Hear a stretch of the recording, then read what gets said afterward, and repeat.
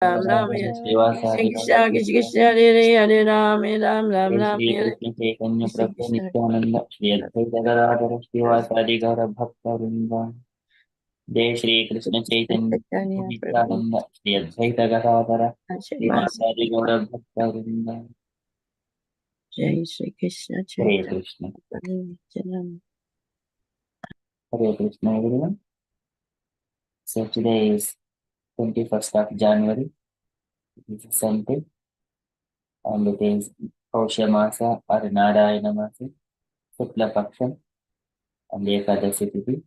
So today it is fasting from grains, beans and cereals and as much as possible. So we shall read few lines about Ekadashi event. So this event is called Putrada Ekadashi or Pausha Sukla Ekadashi. So there is much information. So I'm just going to summarize on this Ekadashi Vrata. So this pious and the saintly king, Yudhishthira Maharaj said, "O Lord, you have nicely explained to us the wonderful glories of the Sapala Ekadasi, which occurs during the dark fortnight, Krishna Paksha of the month of Pausha. Now please be merciful to me and explain the details of Ekadasi that occurs in the light fortnight or Supla Gaura Paksha of this month." So and then here Yudhishthira Maharaj is asking Krishna. And Krishna is explaining that for this Ekadasi, Lord Narayana is the worshipable deity. That is one point. And also, and Krishna narrates the story about the past, one history. So that is in the kingdom named Bhadravati, there is a king named called Suketuman, and Saibya is his wife.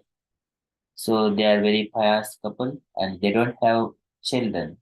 And so he was feeling so much of lamentation for the child, where even though he has got all opulences, his children, and so he was looking after his subjects like a children, and he has got so many infantry, these elephants and also horses, so much of opulence, but no children. So he was in the miserable condition. So on one day, so he was thinking that if I don't beget a child, my forefathers they will be lamenting and they will be thrown into the darkest region. And so in such a way, so they were lamenting. And one day, this king he has woke up in the morning and then he departed to the forest. And where when he was roaming in the forest, uh, he took he went to the forest on a horse. So at that time, in that forest, the forest is like very beautifully decorated with the trees, like a fig trees, bell fruit trees, date palm trees, jackfruit, bakula trees, saptaparna trees, tinduka trees, and tilaka trees, as well as shala, tala, tamala, sarala, hingota, arjuna, labera, baheda, sallaki, karonda, Patala, Kaira, Shaka, and Palasa trees. All were beautifully decorated with fruits and flowers. He saw deers, tigers, wild boars, lions, monkeys, snakes, huge bull elephants in arret, cow elephants with their calves, and four-tusked elephants with their mates close by. There were cows, jackals, rabbits, leopards, and hippopotamus. Beholding all these animals accompanied by their mates and offspring, the king remembered his own menagerie, especially his palace elephants, and became so sad that he absent-mindedly wandered into their very midst. And he was wondering when he saw that they have got children, and his suffering is got bit menagerie. And suddenly, uh, so he was at the midday, almost the midday of. the day, and then he was so much of stuck with hunger and thirst, and he was looking for some kind of water. And then he came, he mounted chariot and searching for the pond or water. So he came upon a very beautiful pond. It is beautiful lotus bearing pond that resembles famous lake Manasa Sarovara. It was filled with aquatics, including crocodiles and many varieties of fish, and graced with varieties of lilies and lotuses. The beautiful lotuses had opened to the sun, and swans, cranes, and ducks they swam happily in its waters. Nearby, there were many attractive ashramas. There are resided many saints and sages who could fill the desires of anyone. Indeed, they wished everyone well. So when the king saw all this, and his right arm and right eye began to quiver, a Shekuna sign or a mail that something auspicious was about to happen. This is for the male persons or the men. If their right hand or right eye, if they quiver, so some auspicious is going to happen to them. So as the king dismounted his horse and stood before the sages who sat on the shore of the pond, he saw that they were chanting the holy names of the god on japa beads. The king paid his obeisances and joined his palms, addressed them with glorified praises. Observing the respect the king offered them, the sages said, "We are very pleased with you, O king. Kindly tell us why you have come here. What is on your mind? Please inform us what is your heart's desire." The king replied, "O sages, who are you? What are your names? Surely your presence reveals that you are auspicious saints. Why have you come to this beautiful place? Please tell me everything." The sages replied, "O king, we are known as the 10 Vishwadevas, the sons of Vishwa, Vasu, Satya, Kratu, Daksha, Kala, Kama, Driti, Pururava, Madrava, and Kuru. We have come here to this very lovely pond to bathe. The month of Maga or Madhava Mase will soon be here in 5 days from the Mag Nakshatra. And today is the famous Putrada Ekadasi. One who desires a son should strictly observe this particular Ekadasi. The king said, "I have tried to so hard to have a son. If you great sages are pleased with me, kindly grant the boon of having a good son or a putra." The very meaning of putrada, the sages replied, is a giver of a putra, pious son. So please observe this, a complete fast on this Ekadasi day.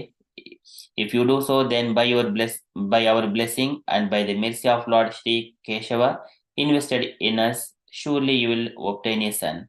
On the advice of the Vishwadevas, the king observed the auspicious fast day of Putrade Ekadasi according to the established rules and regulations, and on the Dwadasi, after breaking his fast, he paid obeisances again and again to all of them. Soon after, Suketuman returned to his palace and united with his queen. Queen Saibhya immediately became pregnant and exactly as the Vishwadevas had predicted. A bright-faced, beautiful son was born to them. In due course of time, he became famous as an heroic prince, and the king gladly pleased his noble son by making him his successor. The son of Suketuman took care of his subjects very conscientiously, just as if they were his own children. In conclusion, O Yudhishthira, one who wishes to fulfill his desires should strictly observe Putrada Ekadasi. While on this planet, one who strictly observes this Ekadasi will surely obtain a son, and after death he will achieve a liberation. Anyone who even reads or hears the glories of Putrada Ekadasi obtains the merit earned by performing an horse sacrifice. It is to benefit all humanity that I have explained all this to you. Thus end the narration of the glories of Paushya Sukla Ekadasi or Putrada Ekadasi from the Bhavishya Purana of Vedavyasa. So that is from Vaishnavians' perspective. So fasting, full fasting, if possible, or fasting from grains, beans, and cereals according to one's ability. So we shall quickly enter into Srimad Bhagavatam. Om Namo Bhagavate Vasudevaya. Om Namo Bhagavate Vasudevaya. Om Namo Bhagavate Vasudevaya. Hare Krishna. So in the Srimad Bhagavatam, so Parikshit Maharaj inquired from all the great sages, and at that particular time, Sukadeva Goswami, the son of Vyasadeva, has wandering around the planet, and he came to that place where Parikshit was sitting, and he was surrounded by the children, and Sukadeva Goswami, he is in complete transcendental position. He is not showing any difference between men and women, or good or bad, like that. So he is completely in the transcendental situation and self-satisfied. तत्र अभवद् भगवान् व्यासपुत्रो यदृच्छया गाम् अटमानो अनपेक्षः अलक्षलिङ्गो निजलापतुष्टो ऋतस्य बालैः अवधूतवेषः. He was in the form of Avadhuta Vesha. So likewise, Sukadeva Goswami has appeared in the scene. So today, Suta Goswami is saying to the Saunakadi sages how beautiful that Sukadeva Goswami is. And today is complete glorification of the beauty of Sukadeva Goswami. So Sukadeva Goswami, he's like a 16 years old boy, and his feet and his hands, his thighs and his shoulders, and everything very beautifully formed, and his neck, everything beautifully formed. And he has got a raised nose, and also his ears as well, and equally raised ears. And he has got very good eyebrows, and his neck was like a conch shell. Likewise, so the Goswami is saying, this is the beauty of the Sukadeva Goswami.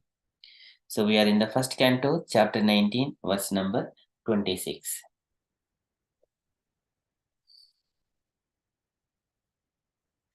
Tvam dvastavarsham sukumarapada karorubavam sakapolagatram charvayataksha unnasatulyakarna subhru arnam kambu sujata kantam tam dvastavarsham.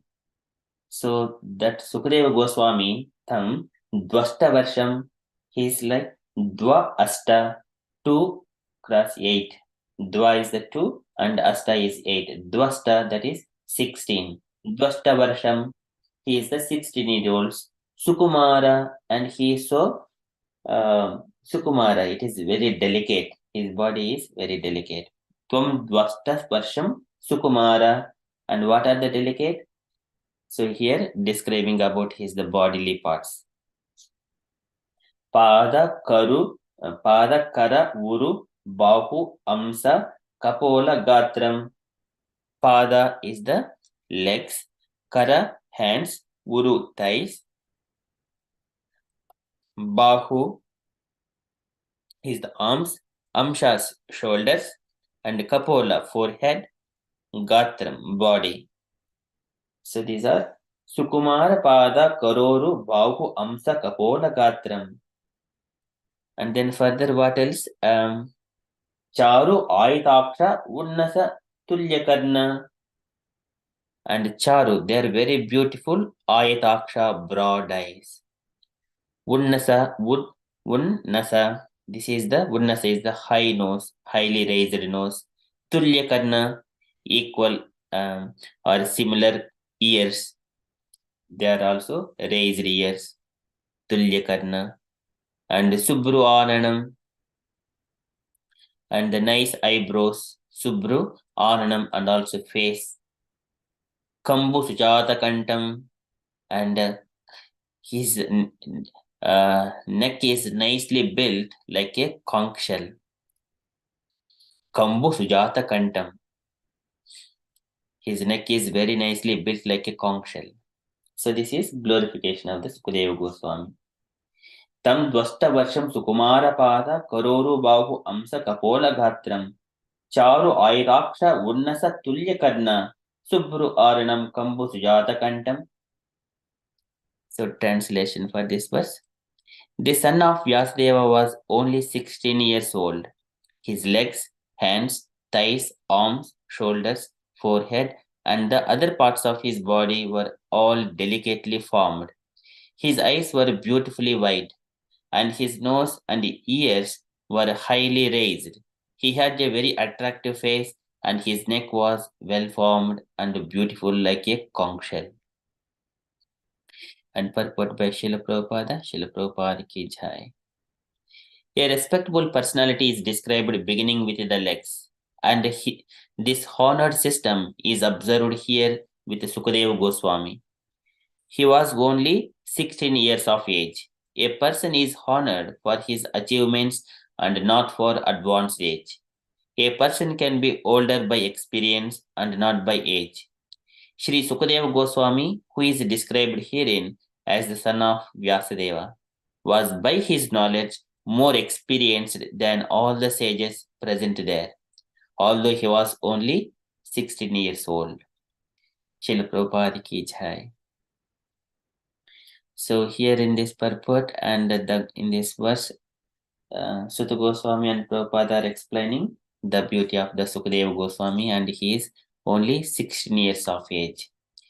And also one more point, I have got this kind of question. Sukadeva Goswami, he is like at a great grandfather stage to the Parikshit Maharaj. How can Sukadeva Goswami be only 16 years old when he is? And he was also mentioned in the scriptures, like he was present at Bhishma's death when Bhishma was leaving the body. So Bhishma was at the Kurukshetra by the time Parikshit was not born. How can? So these kind of questions I have also got, and I was trying to inquire all those things. But here, the 16 years of age, so Sukadeva Goswami, he was in mother's womb for 16 years. That is the one it is mentioned. So here, and also Sukadeva Goswami also mentioned in other scriptures that he has met Janaka Maharaj as well. So, but sometimes we get this kind of questions, but knowing the answers for them, it would not stop our times to stay in this material world for longer. But it is not necessary to waste the time to think unnecessarily. We may not add to our life. So what is more important here? So the beauty of Sukadeva Goswami, dharma is very important. What it means to us is important. So as per the scriptures, we should not inquire on the ages and the time, and there are few other factors.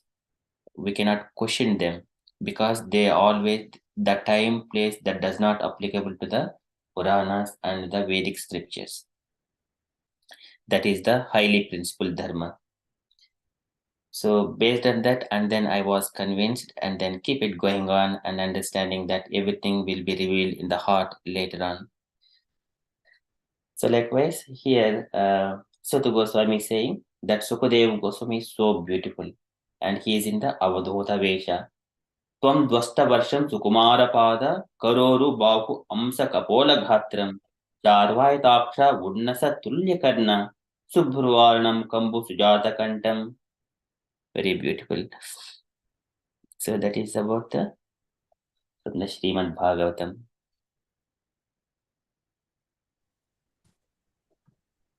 Okay, so we shall quickly enter into Srila Prabhupada's daily letter.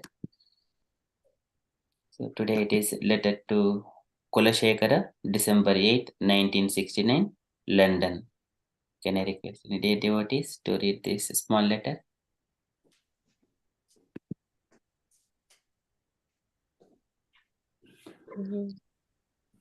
Yes, Mataji, Hare please. Krishna Prabhu. Yes, Mataji, please. My dear Kulshekara, please accept my blessings. I beg to thank you for your letter dated December 2nd, 1969, and I am pleased to learn that things are going nicely there. Please follow the routine work as you are doing now, and everything will be pleasing and smooth. That is sure and certain. Whenever there is a doubt or question, just discuss this amongst yourself, and if there is no satisfactory solution, you refer to me. But live in Krishna consciousness. That will make you happy. I am very glad to learn that Vishakha is fully engaged in uh, taking care of the deities. Please offer my blessings to her and try to behave with her as a very kind husband. She will be a very nice girl, helping you both materially and spiritually. She is a very nice girl. Regarding your question about Pujari, Pujari means who will always be with the deities. This is Pujari. So far as the difficulty with bathing, you can heat up some water in the morning and wash yourself over with a sponge or a cloth. This will be alright if there is no hot water for regular showers. Please offer my blessings to the others. I hope this will meet you in good health. Your ever well-wisher, A.C. Bhaktivedanta Swami. Swami Srila Prabhupada Ki Jai. Thank you so much, Mataji. Any takeaway points, Mataji, from this letter? Yes, Prabhupada is telling like the Visakha husband said this is a nice girl, and then you could just like behave as a good husband, and like they helping this materially and spiritually, both you two together in Krishna consciousness. So and the question like he's asking about the puchari. So it's pucharis means the whoever always stays with the deities. And Prabhupada is saying him to, if there is no hot water, then you can get water to sponge your bodies. And yes, if there is no hot water, so it's alright to be do like that. Yes, Prabhupada, yes. That is take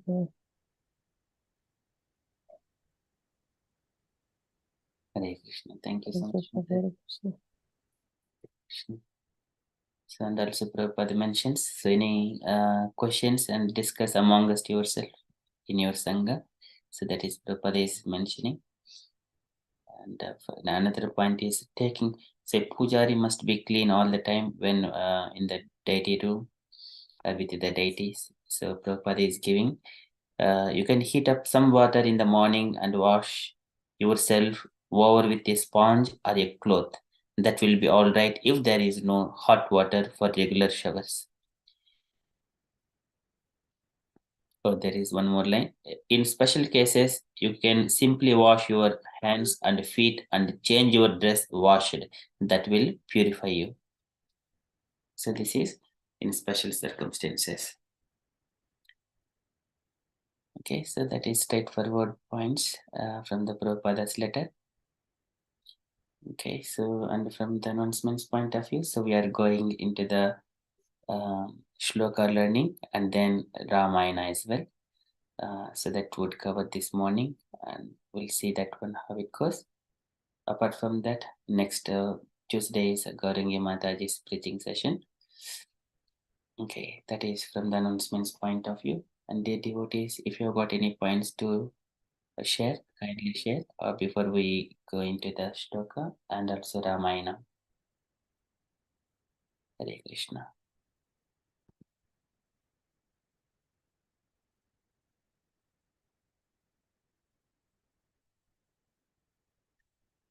Okay, thank you so much. So in the Srimad Bhagavatam, we are in the shloka learning, first canto, chapter 2, and verse number 28 and 29. So this 27 we have recited, and dear devotee, you're now familiar with this verse. So Suta Goswami was saying, people in the mode of goodness, they approach only Narayana and his expansions. And people in the mode of passion and ignorance, they approach the Pitru Bhuta Prajesan Prajesadin Shri Ishwarya Prayetsavaha. Rajastamaha Prakrutaya Samasila Bhajantivai. Who are in those qualities, they will reach only such kind of demigods for the Shriya Aishwarya Praja Ipsavaha with the desires. And then further, Sudha Goswami is saying, coming to kind of a conclusive and very beautiful verses, that is the Supreme Personality of Godhead Vasudeva, or the son of Vasudeva, he is the source of everything. He is saying, Vasudeva Paraveda, Vasudeva Paramakaha, Vasudeva Parayoga, Vasudeva Parakriyaha, Vasudeva Paramjnanam, Vasudeva Parantapaha, Vasudeva Parodharmo, Vasudeva Paragatihi. So everything is Vasudeva. Vasudeva has been repeated 8 times in these 2 verses.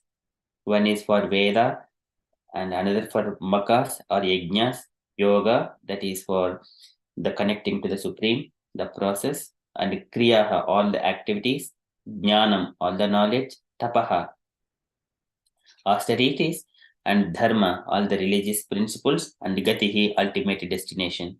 Everything is Vasudeva. Very easy verse. So I request dear devotees, it is the most easiest one in this Bhagavatam. I request dear devotees, take the turns and to recite these verses.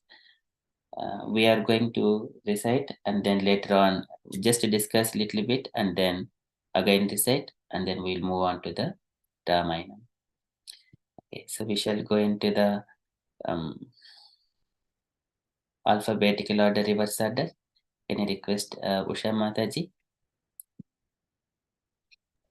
Hare Krishna, Prabhu. 3 times. Om Namo Bhagavate Vasudevaya. Om Namo Bhagavate Vasudevaya. Om Namo Bhagavate Vasudevaya. Vasudeva Paraveda, Vasudeva Paramakaha, Vasudeva Parayoga, Vasudeva Parakriya, Vasudeva Param Jnanam, Vasudeva Param Tapaha, Vasudeva Parodharmo, Vasudeva Paragatihi, Vasudeva Paraveda, Vasudeva Paramakaha, Vasudeva Parayoga, Vasudeva Parakriya, Vasudeva Param Jnanam, Vasudeva Param Tapaha, Vasudeva Parodharmo, Vasudeva Paragatihi, Vasudeva Paraveda, Vasudeva Paramakaha, Vasudeva Parayoga, Vasudeva Parakriya, Vasudeva Param Jnanam, Vasudeva Param Tapaha, Vasudeva Parodharmo, Vasudeva Paragatihi. Hare Krishna. Hare Krishna, very beautiful Mataji. Thank you so much. Can I request next Saranya Mataji, please? Hare Krishna. Om Namo Bhagavate Vasudevaya. Om Namo Bhagavate Vasudevaya. Om Namo Bhagavate Vasudevaya.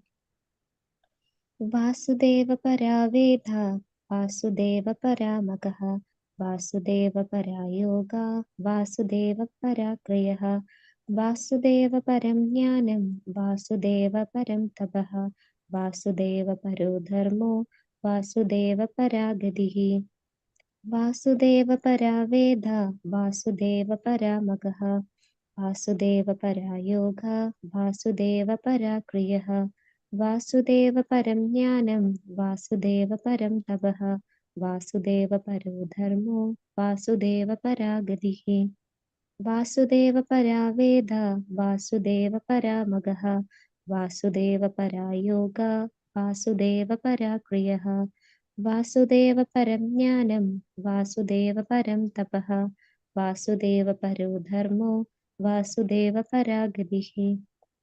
Hare Krishna. Hare Krishna. Thank you, Mataji. Very beautifully recited. Can I request Sanchita Mataji? Hare Krishna. Om Namo Bhagavate Vasudevaya. ॐ नमो भगवते वासुदेवाय। ॐ नमो भगवते वासुदेवाय।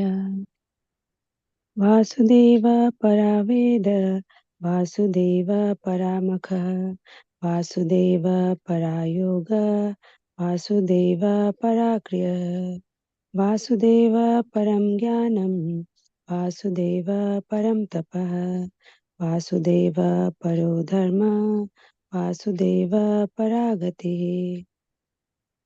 वासुदेव परावेद वासुदेव परामख वासुदेव परायोग वासुदेव पराक्रियः वासुदेव परं ज्ञानं वासुदेव परं तपः वासुदेव परो धर्म वासुदेव परागतिः वासुदेव परावेद वासुदेव परामख वासुदेव परायोग वासुदेव पराक्रियः वासुदेव परं ज्ञानं वासुदेव परं तपः वासुदेव परो धर्म Vasudev परागतिः Very good. Thank you so much, Mataji. Can I request next Meena Mataji? Hare Krishna. Om Namo Bhagavate Vasudevaya. Om Namo Bhagavate Vasudevaya. Om Namo Bhagavate Vasudevaya.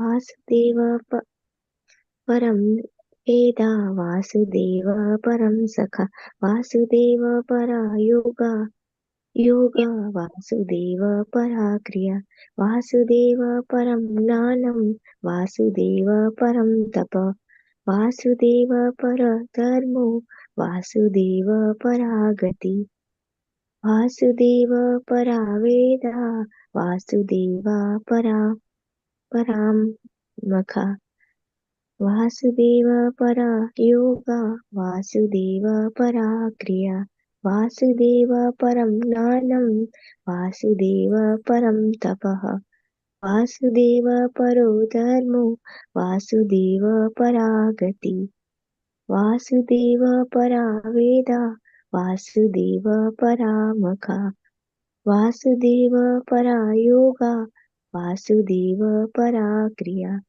Vasudeva param gnanam Vasudeva param tapaha Vasudeva paro dharmo Vasudeva paragati. Hare Krishna. Hare Krishna. Very beautiful. Thank you, Mataji.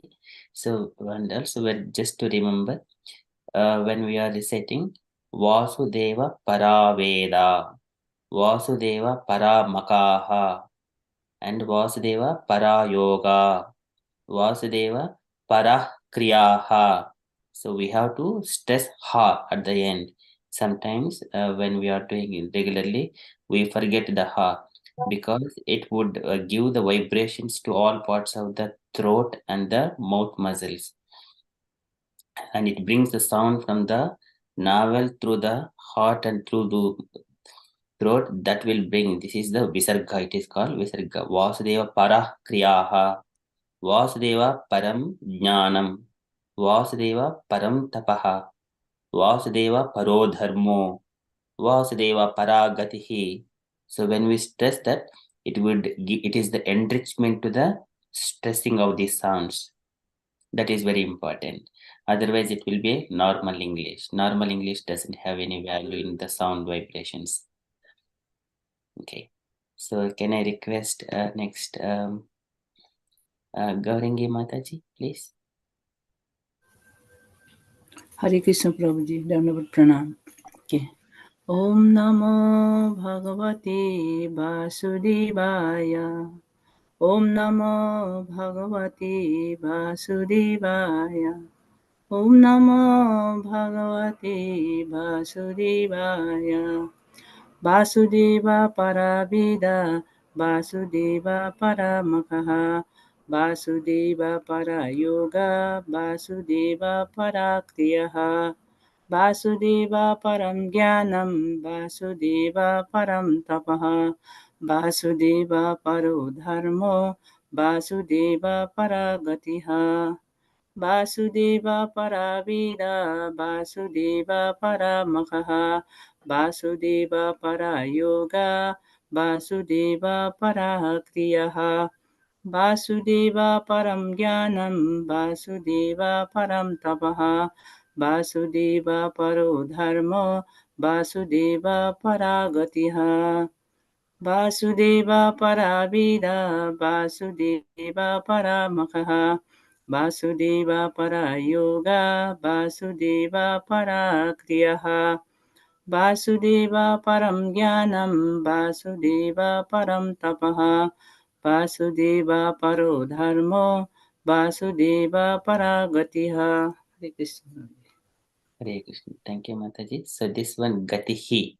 So when H comes at the end, Paragatihi. So Ha, it depends on the last letter how it goes. When there is A here, Kriyaha, and I here, Gatihi. So likewise, it will take that sound. It takes the previous vowel. Thank you so much, Mataji. Very beautiful. Okay, can I request Jahna Kanya Mataji next? Hare Krishna Vasudeva para Veda Vasudeva paramakaha Vasudeva para yoga Vasudeva para kriyaha Vasudeva param jnanam Vasudeva para tapaha Vasudeva paro dharmo Vasudeva para gatihi Vasudeva Paraveda Vasudeva Paramakaha Vasudeva Parayoga Vasudeva Kriyaha Vasudeva Param Jnanam Vasudeva Param Tapa Vasudeva Paradharmo Parodormo Vasudeva Paragati. Hare Krishna. Once more, Mataji. Oh, sorry.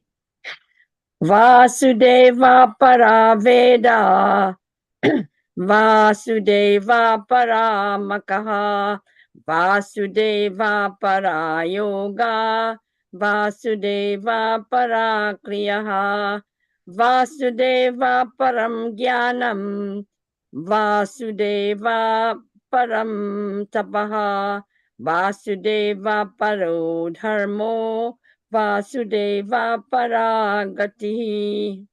Hare Krishna. Hare Krishna. Very beautifully stressed the sounds and recited, Mataji. Very nice. Thank you so much. And next, can I request Devashish Prabhuji and Mampi Mataji? If available. Krishna. Om Namo Bhagavate Vasudevaya. Om Namo Bhagavate Vasudevaya.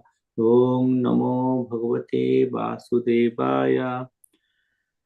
Vasudeva Paraveda Vasudeva Paramakaha Vasudeva Parayoga Vasudeva Paraha Kritaha Vasudeva Param Jnana Vasudeva Param Tapaha Vasudeva Param Dharma Vasudeva Paragati Vasudeva Paraveda Vasudeva Paramakaha Vasudeva Parayoga Vasudeva Paraha Kriya Vasudeva Param Jnanam Vasudeva Param Tapaha Vasudeva Paro Dharma Vasudeva Paragatihi Vasudeva Paraveda Vasudeva Paramukha Vasudeva Parayoga Vasudeva Parakriya Vasudeva Param Jnanam Vasudeva Param Tapaha Vasudeva paro dharmo, Vasudeva paragatihi. Hare Krishna Prabhu. Very beautiful, Prabhuji. Thank you so much. If Mambi Mataji is not available, that's fine. No, Prabhu, no, she's not here. Very well. Thank you, Prabhuji. And can I request Ratan Prabhuji? Hare Krishna. Om Namo Bhagavate Vasudevaya. Om Namo Bhagavate Vasudevaya. Om Namo Bhagavate Vasudevaya. Vasudeva Paraveda. Vasudeva Paramukha. Vasudeva Parayoga. Vasudeva Parakriya. Vasudeva Param Gatim. Sorry, Vasudeva Param Ganam. Vasudeva Param Tapa. Vasudeva Paradharma. Vasudeva Paragati. Vasudeva Paraveda. Vasudeva Paramukha. Vasudeva Parayoga. Vasudeva Parakriya. Vasudeva Param Jnanam. Vasudeva Param Tapa. Vasudeva Paradharma. Vasudeva Paragati. Vasudeva Paraveda. Vasudeva Paramukha. Vasudeva Parayoga. Vasudeva Parahakriya. Vasudeva Param Jnanam. Vasudeva Param Tapa. Vasudeva Paradharma. Vasudeva Paragati. Hare Krishna. Thank you so much, Prabhuji. It is very beautifully recited. Okay, so here Sutu Goswami is saying, Vasudeva Paraveda, Vasudeva Paramakaha, Vasudeva Parayoga, Vasudeva Parakriyaha, Vasudeva Param Jnanam, Vasudeva Param Tapaha, Vasudeva Parodharmo, Vasudeva Paragatihi. So he is mentioning the 8 subjects: Veda, Makaha, Yoga, Kriya, Jnanam, Tapaha, Dharma, Gatihi. So all these are the objective of all these 8 subjects is only Krishna, the Vasudeva. Okay, so translation. Can I request any dear devotees to read the translation? Hare Krishna Prabhuji. Oh, Mataji, you're here. Apologies, Mataji. No problem. I can read the translation. Or... you can please recite as well, Mataji. Okay. Hare Krishna. Om Namo Bhagavate Vasudevaya. Om Namo Bhagavate Vasudevaya. Om Namo Bhagavate Vasudevaya. Okay. Vasudeva Param Veda. Vasudeva Paramukha. Vasudeva Paragati. Vasudeva Parakriya. Vasudeva Param Ganam. Vasudeva Param Tapaha.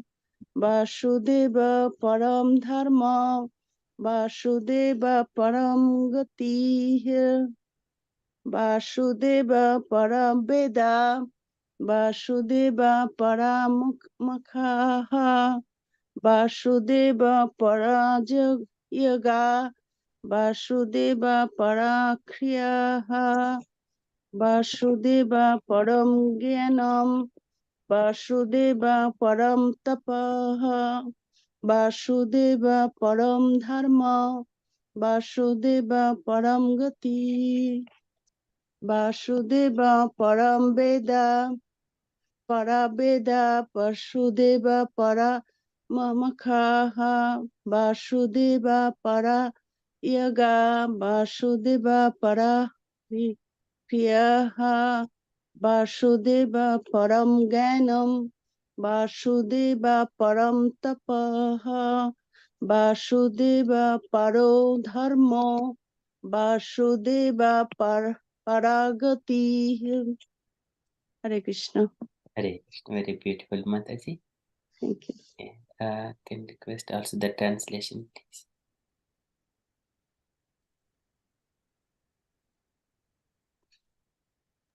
I'll read through. In the revealed scriptures, the ultimate object of knowledge is Sri Krishna, the personality of Godhead. The purpose of performing sacrifice is to please Him. Yoga is for realizing Him. All fruitive activities are ultimately rewarded by Him only. His supreme knowledge and all severe austerities and perform to know Him. Religion, dharma, is rendering loving service unto Him. He is the supreme goal of life. Hare Krishna. Thank you so much, Prabhuji.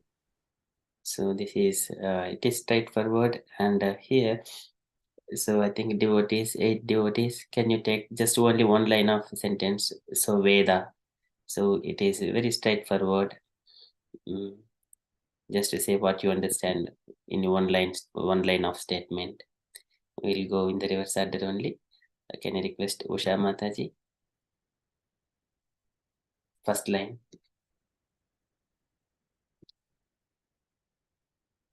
Hare Krishna, Prabhu. Like the Vasudeva Paraveda. Vasudeva, the supreme, the personality of Godhead, and the Paraha, the ultimate goal, and Veda revealed scriptures. So the Krishna is like a supreme personality of Godhead, and then he's the Vedas, and then yeah, Prabhu, the ultimate goal. So that is, I can't explain, Prabhu. Yes, Hare Krishna. Hare Krishna. Thank you so much, Mataji. Just only one line of statement. That is perfect. Veda is Veda is knowing about the objective. That is Vasudeva, and all the revealed scriptures meant for to know Veda with or Veda. Thank you so much, Mataji. And Yeah, Hare Krishna, Hare Krishna. Because this is also long discussion actually. Sometimes Veda, we have to understand what is the ultimate goal of Veda. Even Bhagavad Gita in the 15:15, Krishna also telling. People are nowadays people are knowing scripture and they are always criticizing. Oh, we have to learn Veda. But in this age, if the Veda is not ultimate goal for Krishna, then what is the benefit of that? Even Krishna Balaram went, some Brahman also doing ritual activities, and the Gop Balaka went there. They are mentioning Krishna Balaram is waiting, please give some food for them. But Brahmana, they did not accept them. Okay, go away. Although they are doing Om Saha, a lot of Vedic mantra, but they could not recognize about Krishna and Balaram. So that is why it is very important to know what is the ultimate goal of Veda. Because even all these scripture, all these our Sanatana Dharma scripture, we have to understand the Vasudev, Lord Krishna. Hare Krishna. Hare Krishna. Thank you so much, Prabhuji. Yes. So next, can I request Saranya Mataji about the second line? Hare Krishna. Vasudeva Paramagaha. So Vasudeva, the Supreme Personality of Godhead, Para for worshipping, Magaha, sacrifice. So in this sentence, it says like all the sacrifice or doing all the sacrifice, it ultimately for Vasudeva. For when we worship by doing any sacrifices, or it ultimately lead to Vasudeva, either directly or indirectly. The Supreme Lord Krishna is the receiver of all the sacrifices and all the worship we do is for ultimately for the satisfaction of Supreme Lord Sri Krishna or Vasudeva. Is it right, Prabhu? Yes, Mataji, thank you so much. So that is the ultimate sentence. All sacrifices are meant only to attain the Supreme Vasudeva. Okay, so and also, dear devotees, you have to remember the not. I don't compulsory put pressure on it. It is very easy to remember, and also, dear devotees, you can take one of the preaching session, taking these two verses and explain and reading the translation and purport. It is very easy, and take away points from the purport. It may be one of the devotees can take it for the preaching sessions. Okay, so can I request next Sanjita Mataji about that third line of Hare Krishna Prabhu, this one is a bit tricky, but I'll try. Yeah. Vasudeva para yoga. So Vasudeva, he is the Supreme Personality of Godhead, and para means the means of attaining, and yoga is the mystic paraphernalia. So yoga is like to connect to the Supreme. Yoga means connection. So he is the only means by whom with whom we try to connect spiritually. So that's what is meant by mystic paraphernalia, but I'm not very sure on this, Prabhu. Please, you can go ahead and explain a bit more. Thank you so much, Mataji. Yes, so it is the process of connecting to the Supreme Personality of Godhead. All that is called yoga. It is not bodily related. It is connecting to the Supreme. That is called yoga. Otherwise, anything else is gymnastics. Thank you so much, Mataji. So we are just only concentrating on these verses, but time conscious, moving on to the Ramayana. So we are just making our discussion only for one line of sentences. Okay. So can I request next Ratan Prabhuji? So next fourth line.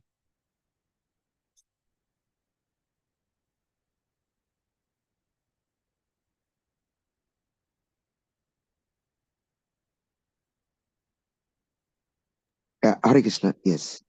Yeah. Yeah, Vasudeva para Kriya. Yeah. So, so actually the all kind of fruitive activities is for Lord Krishna, Vasudeva. So this is a fruitive activities actually for devotee. They have no fruitive activities. They have sakamo, akamo, all kind of is akamo. It's no fruitive activities. Anyway, even it is fruitive activities is for Krishna. Even a lot of like even Jashoda, she is also doing all kind of fruitive activities for her child Krishna, Jashodananda. So that means all kind of activities, but even though is all kind of fruitive goal should be Lord Krishna. Even Rukmini did other kind of worship, but the ultimate goal was Krishna. So anyway, all fruitive activities is not for normal devotee. Like those are pure devotee, they are not doing that. But anyway, even doing that, but ultimate goal should be Lord Krishna, Vasudeva. Hare Krishna. Hare Krishna. Thank you, Prabhuji. And can I request Smriti Kanna Mataji? Yeah, Hare Krishna Prabhuji. Vasudeva Param Gyanam means Vasudeva Parameshwar, the Bhagavan, and Param means Supreme Personality, Supreme, and Gyanam means knowledge. So Krishna is the source of all knowledge. He is all knowledgeable. So that is what that, and yes, that's all, Prabhuji. Is it okay? Thank you so much, Mataji. In a short line, we have given all this summary. Jnanam is in the body. Life force is the only one for all kinds of activities, all kinds of knowledge to manifest. We are that life force, and that is meant, it is part and parcel of Krishna. To know about Krishna that is called the knowledge. In the Bhagavad Gita 13.8 to 12, 5 verses mentioned, that is knowledge. And everything is meant to devotional service to Krishna only. Thank you so much, Mataji. And next, can I request Meena Mataji?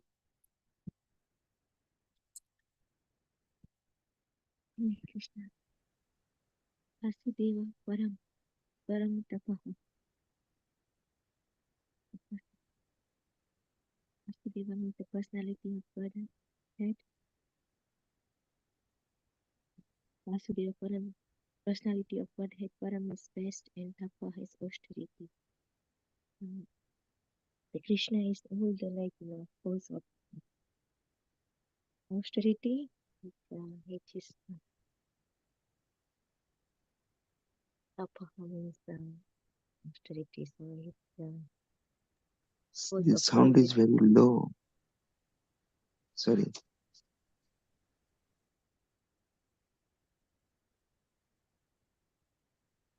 Hare Krishna Mataji, your sound is too low. Sorry, I'm just saying that Krishna is the source of all the austerity and so yeah, that's just something I understand. Okay, thank you so much, Mataji. So all austerities that we do, waking up early morning and doing all morning to night until we take rest, all austerities only meant for Krishna. Thank you so much, Mataji. So next, can I request Vasudeva Parodharmo, Jahna Kanya Mataji? Hare Krishna. Vasudeva Param Dharmo. So, Krishna, the personality of Godhead, the reason that we the motive for performing these sacrifices are carrying out because we want to please him. And yoga, is it yoga? Dharmo. And dharmo is to understand, to practice. When you continuously practice, you are in a realm of dharma.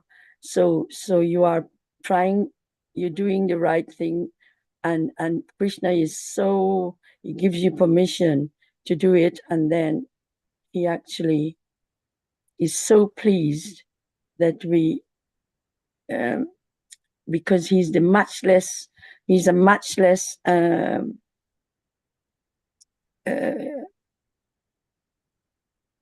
supreme. He has all the knowledge, and that knowledge is there for us to take and perform the austerity so we can be closer to him. That's the main goal.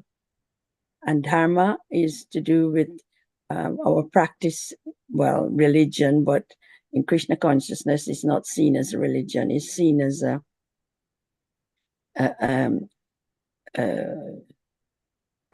way of life, which is following Krishna's teaching and looking for the main purpose in life. Why are we here?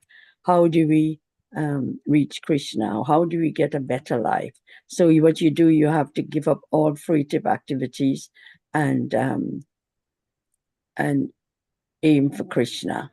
So it says here, these two sloka is talking about how you can reach Krishna in performing austerities, which means you give up all your material attachment to the material world, so you can be permanently happy in the spiritual world.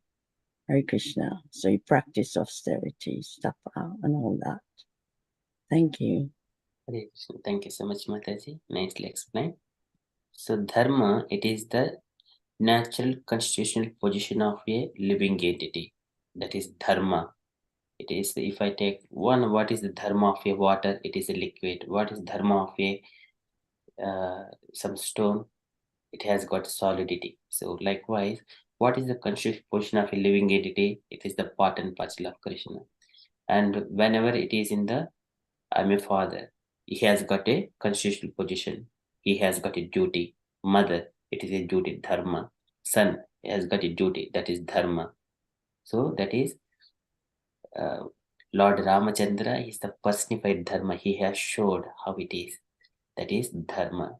And here all this dharma, when we are carrying out our duties, to meant only divert our attention, absorb our consciousness into Vasudeva only.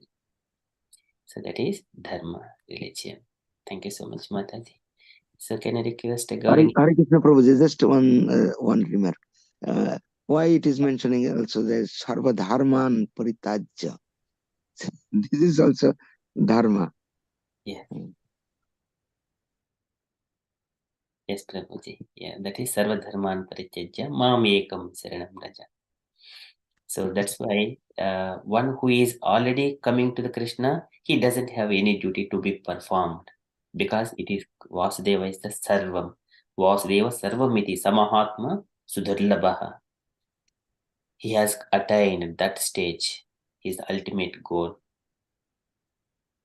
Bahunam Jarmanamante. At the end of life, he understands Vasudeva Sarvamiti. That's why Krishna says Sarva Dharman Parityajya Mamekam Saranam Raja. And that is here also saying Vasudeva Parodharma. Once he come to that understanding, now he understands. So he doesn't have any more repeated birth and death. Thank you so much, Prabhuji and Mataji.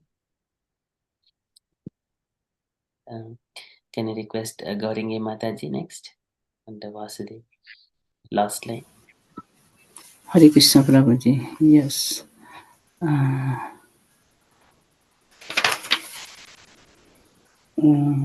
Vasudeva Para Gatiha.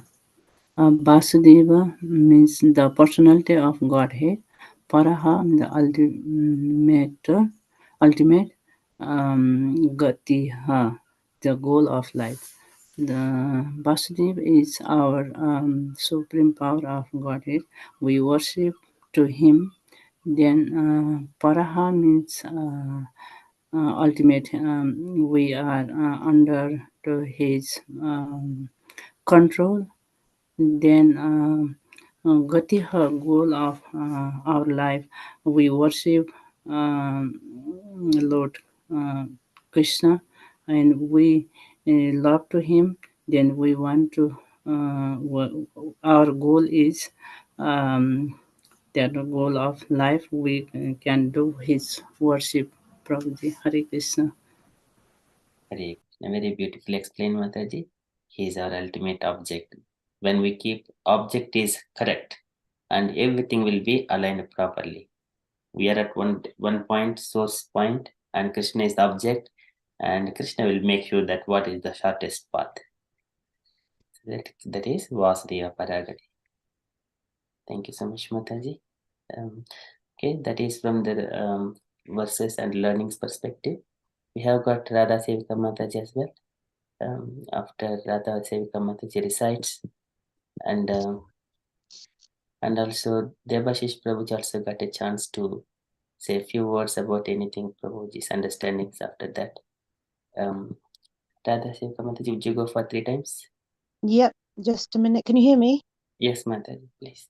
Okay, just a moment. Sorry, my phone is... Sorry, just 1 minute.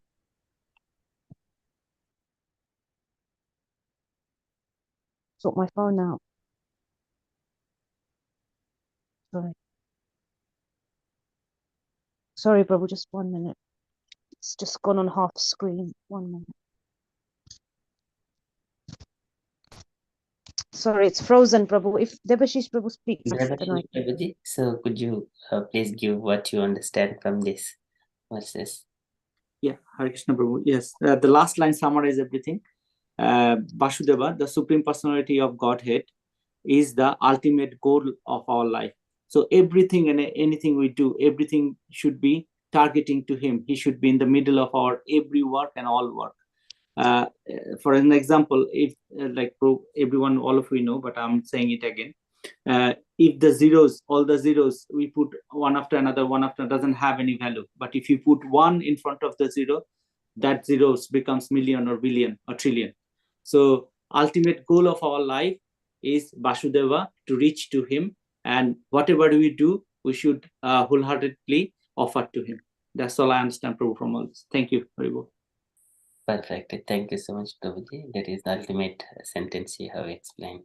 Krishna is one ultimate thing, and we are all zeros without one. Thank you so much, Prabhuji. Mataji, are you ready now? Yep.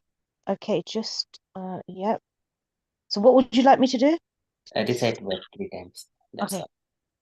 Vasudeva para veda, Vasudeva para makaha, Vasudeva para yoga, Vasudeva para kriya, Vasudeva param gnanam, Vasudeva param tapaha, Vasudeva paro dharmo, Vasudeva para gatihi, Vasudeva para veda, Vasudeva para makaha, Vasudeva para yoga, Vasudeva para kriya, Vasudeva param jnanam, Vasudeva param tapaha, Vasudeva paro dharmo, Vasudeva para gatihi, Vasudeva para veda, Vasudeva para makaha, Vasudeva para yoga, Vasudeva para kriya,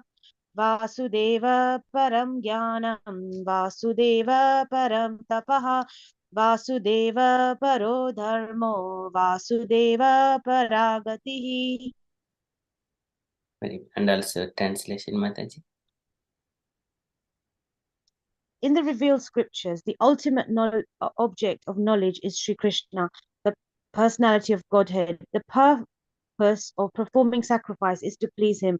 Yoga is for realizing him.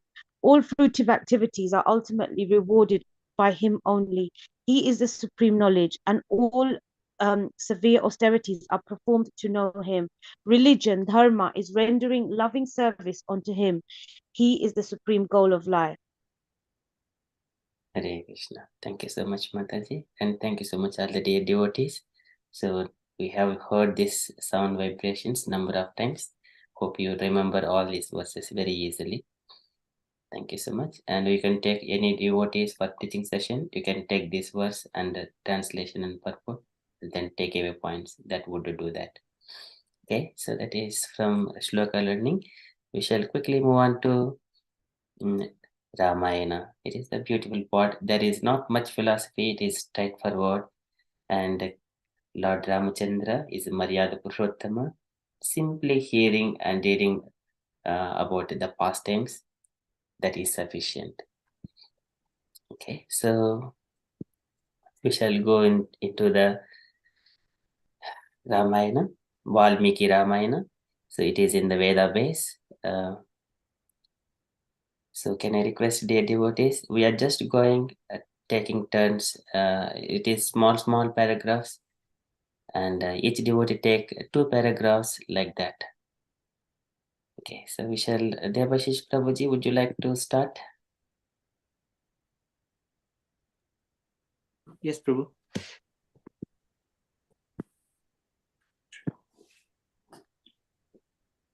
Cruising through the sky in the celestial chariot, Ravana appeared like a blazing comet.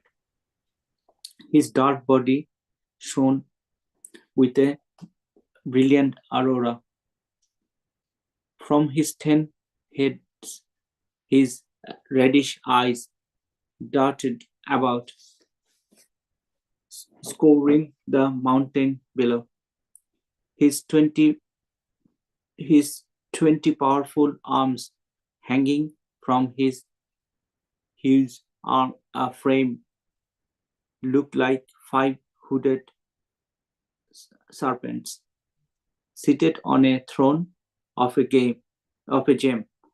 He directed his golden chariot by thought alone, and it moved swiftly over the Himalaya range.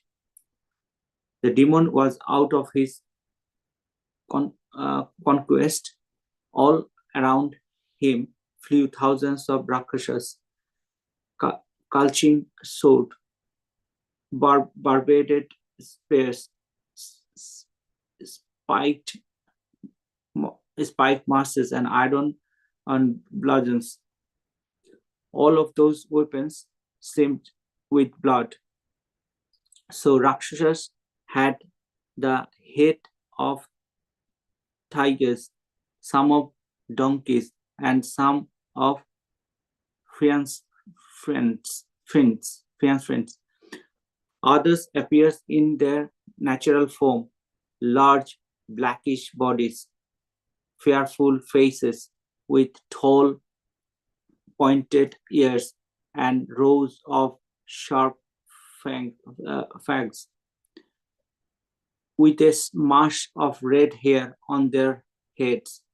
They wore iron breastplates studded with gems and were adorned with bright gold earrings and other shining ornaments. Surrounding Ravana, they looked like dark cloud with lighting covering the sun. Haribol Prabhu. Hare Krishna. Thank you, Prabhuji. So can I request next in the alphabetical order we are going? Gaurangi Mataji.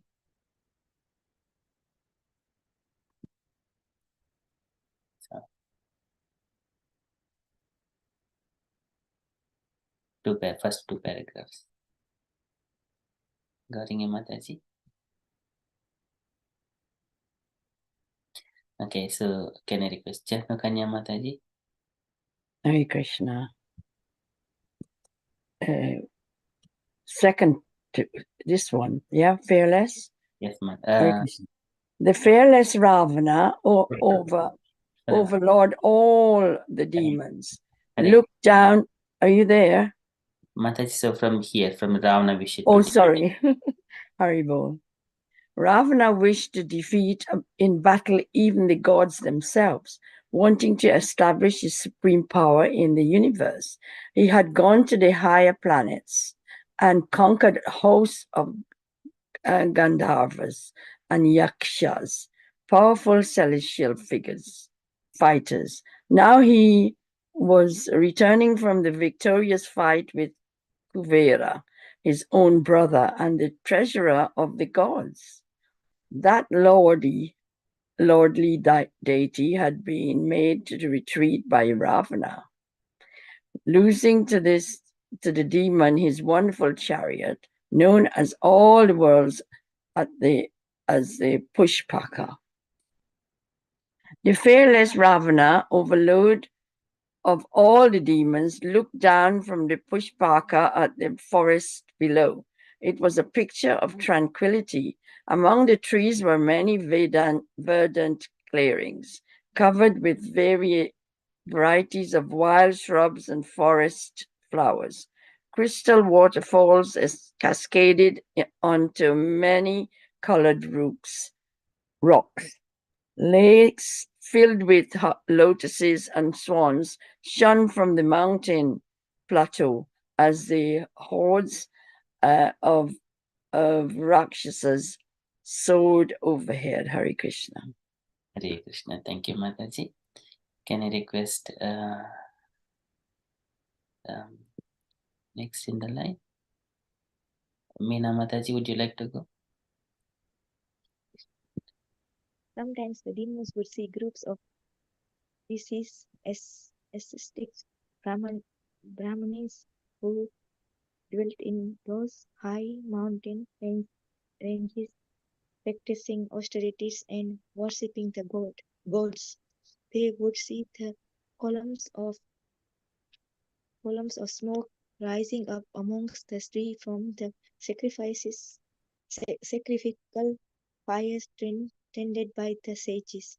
Using their power of sorcery, the Rakshasas dropped down volumes of blood, feces, and urine. defining the sacrifices. They would then hold huge thunder and blazing coals, crushing and burning the sages where they sat in meditation. Finally, the demons would themselves descend, howling and tore apart the bodies of the rishis, drinking their blood and devouring their flesh. Ravana admired the Puspaka as it is processed according to his will. His brother Kubera will be sorry to lose such a splendid vehicle. It looks more like a city of the gods floating in the air than a chariot. Numerous cat's eye and crystal pillars ran along its sides, supporting golden mansions inlaid with coral. Large floors made entirely of gems stood upon gold statues of lions and tigers. Groves of artificial trees, shining with golden leaves and fruit, surrounded large pond crowded with white lotuses. In those clear ponds stood ivory elephants and silver goddesses. Networks of pearls and pears and wreaths of excessively flowers hung all over the car. It was encrusted with countless precious stones and emblazoned with gold carving of wolves, sharks, and fierce bears. Sweeping through the skies, it imitated the sound of celestial music and the fragrance of the parijat flowers, known only to the gods. Hare Krishna. Thank you so much, Mataji. So far here in the first few paragraphs, so Ravanasara is now, he is going over the world to conquer everyone, like demigods, and also he has taken the Pushpaka Vimana from the Kuvera. Kuvera is his cousin brother, and so Visheshrava is his father, and Kuvera and Ravanasara's father. And Ravanasara, he wanted Kuvera's Pushpaka Vimana, and then Kuvera, so after just having conflict with Ravanasara, and then he went to his father. Father, what Ravana is doing, it is not good. What should I do? Then he says, just leave this kingdom to him. And then Kuvera, he simply just gave it to Ravanasara, and he went towards the northern direction to Himalaya mountains, where he has maintained his Alakapuri. That is his abode now. So Ravana is now, he is puffed up with all his eagerness and strength, with keeping his demons, taking on the Pushpaka Vimana, and it is how beautiful the Pushpaka Vimana is. It is glorified here. Okay, so thank you so much, Mataji. It is the Pushpaka Vimana contains so many of the beauty is described: groves of artificial trees shining with golden leaves and fruits, surrounded large ponds crowded with white lotuses, and with all descriptions of the beauty is given to the Pushpaka Vimana. Thank you so much, Mataji. Can I take the devotee to continue? Next, Radha Sevaka Mataji, next two paragraphs.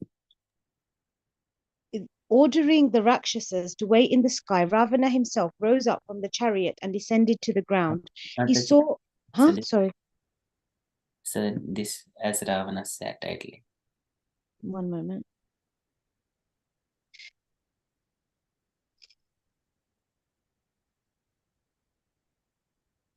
But I can't read this. I'm going to get angry. So a paragraph before that, what you were reading. Okay.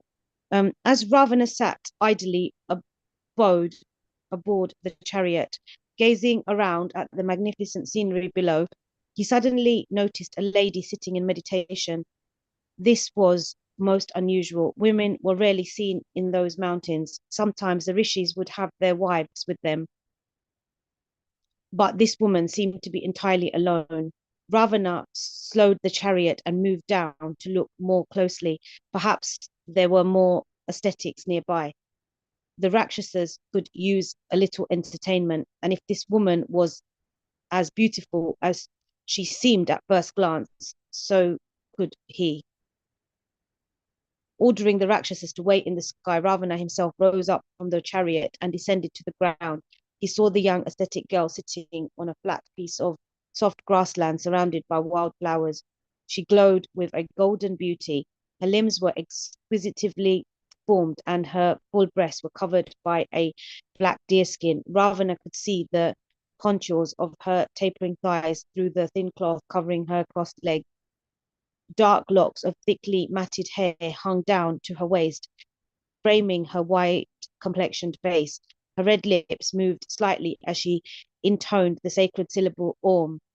Her smooth golden arms were bared in front of her as she sat with folded palms, her long curling lashes covering half-closed eyes. Hare Krishna. Thank you so much, Mataji. It is a beautiful description of the woman who is doing that. So let us explore into who is that ascetic lady. So can I request other devotee? Next one is Ratan Prabhuji. So would you like to read these 3 paragraphs, please? Hare Krishna Prabhuji, can I read? Because he has no Yes. now. Okay. Ravana's mind was overpowered by lust. Who was this youthful lady? What was she doing here in such a lonely place?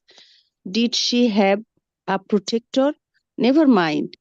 He would soon deal with that. The forest was no place for such a maiden. She would make an excellent addition to his other consorts. By his mystic power, Ravana assumed a human form and approached the girl. He spoke loudly, disturbing her reverie. O most beautiful maiden, who are you? Why are you practicing asceticism in this lonely region? To whom do you belong?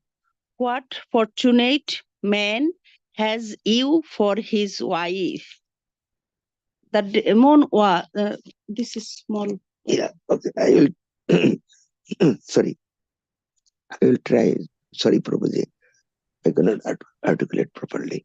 Yeah, the demon was unable to resist the charm of woman as he gazed upon the alluring form of the girl. He was possessed by increasing desire. He laughed and waited for her to reply. The girl fully opened her black eyes and looked at Ravana. Sorry, can you continue? Okay.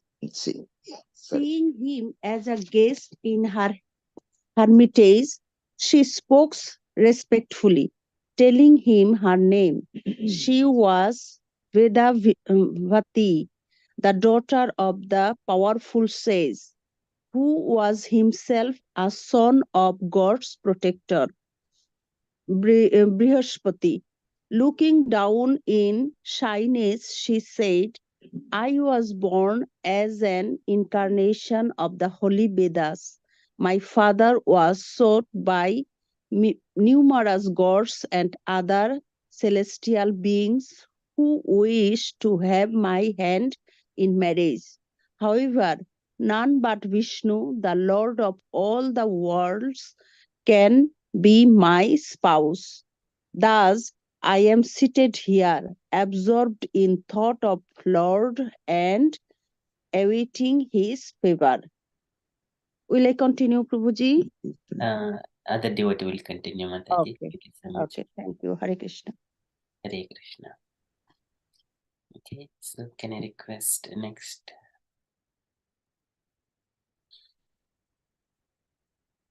Sanchita Mataji, please. The next 2 paragraphs. Hare Krishna Prabhu. Vedavati had meditated for thousands of years. Her body, like that of the gods, neither aged nor required any sustenance.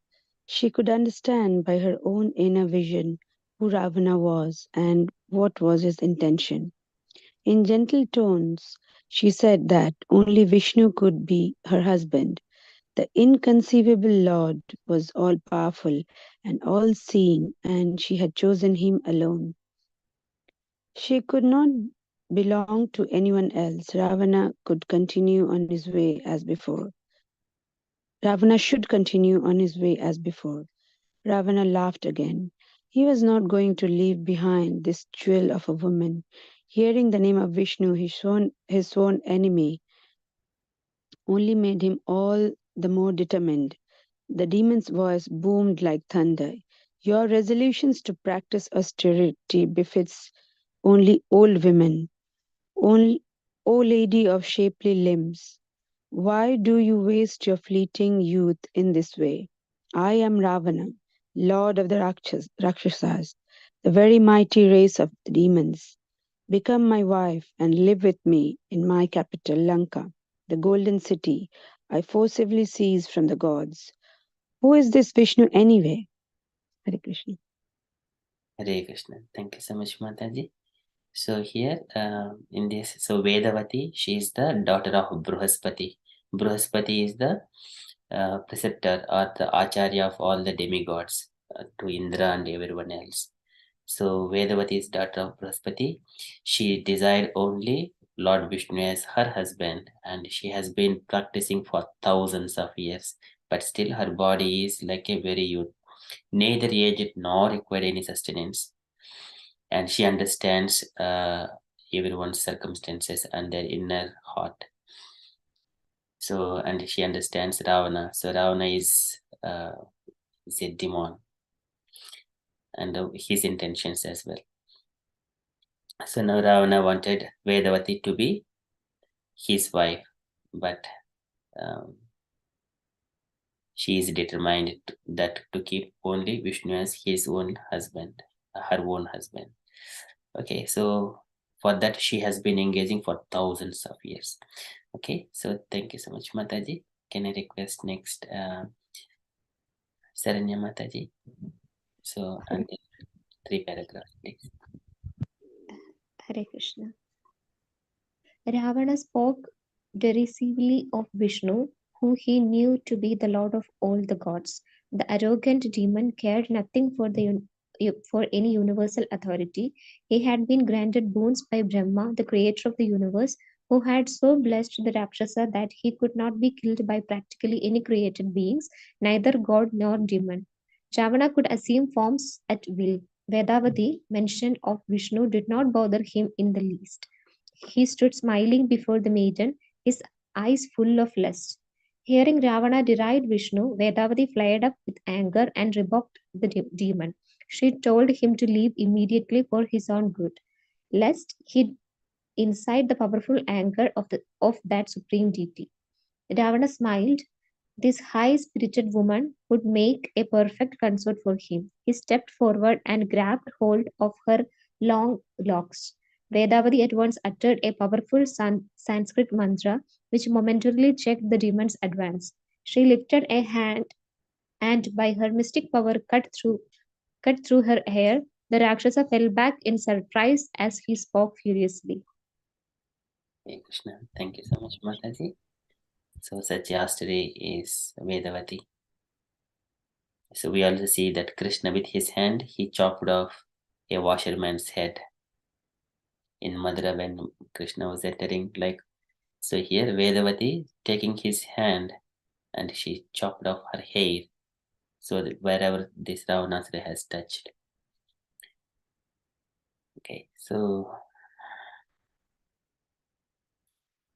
can I request next Usha Mataji, please?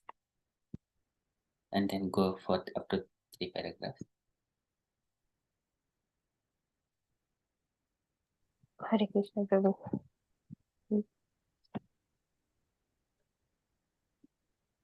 O evil one, I shall now quit this body defiled by your touch. As I have been insulted by you, I shall take birth again only for your destruction. Appearing from the earth, I shall become the pious daughter of a very virtuous man. You and your entire race will be destroyed as a result of that birth. Vedavati closed her eyes and meditated on Vishnu, seeing him within her heart.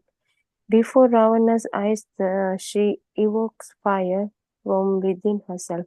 Her body was immediately consumed by flames, and in a few moments Ravana stood looking at her ashes.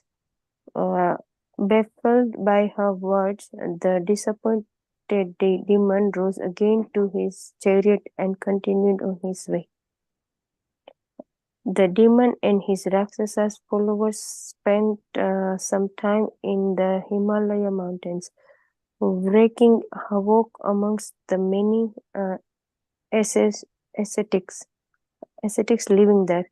Gradually, they approached the far northern region where there lay Mount Kailas, the abode of Shiva. As the Puspaka began crossing that mountains, it was suddenly brought to a halt. Ravana was surprised, and he descended to the ground, surrounded by his ministers who accompanied him on the chariot. As he gazed around at the brilliant scenery on the mountainside, he saw a strange being with a monkey's head. Hare Krishna. Hare Krishna. Thank you so much, Mataji. So here in these paragraphs, so Vedavati is cursing him, Ravanasura, that she is going to be the reason for the entire destruction of his race, entire race. So here, just only demonic nature, it is just disturbing a pious woman. It makes one's own entire family and dynasty will be ruined. So that pious, that is, all these women, the satis, are such kind of women took birth in India. India, in the sense, the Bharat. It is a place of all the austerity. Okay, so but still, the demon, he was disappointed, but he did not stop. It's just a disappointment. He did not reflect anything at all. That is the Ravanasura's mentality. Okay, and then so now he is going on the Mount Kailasa. So and it got stopped. Let us see what is happening further. Again, so with dear devotees, kindly take now the circle the way we have started. Remember that one. And then Devashish Prabhuji, would you like to go for three paragraphs?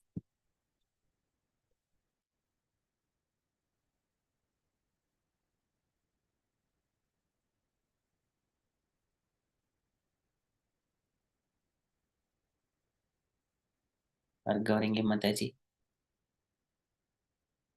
Oh, sorry, Prabhu, I was reading, I was in silence. Okay, yeah, sure. Yeah, please.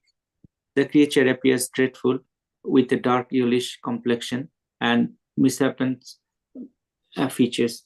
Although his body was large, he had a dwarfish structure. He was clean shaven and muscular, and he stood holding a large glowing pink. As he gazed at Ravana, the demon called out to him, "Who are you? And where is this reason? Why have I been impelled?" "I am Nandi, the servant of Shiva," replied the unusual being. "You have arrived at Shiva's abode, which is inaccessible to all created beings. You will not be able to pass this mountain. Therefore, turn back and go the way you have come. Ravana looked at the strange body of Nandi and laughed out loud. He spoke in a derisory voice. Why should I need you, O monkey-faced one? Who is this Shiva anyway?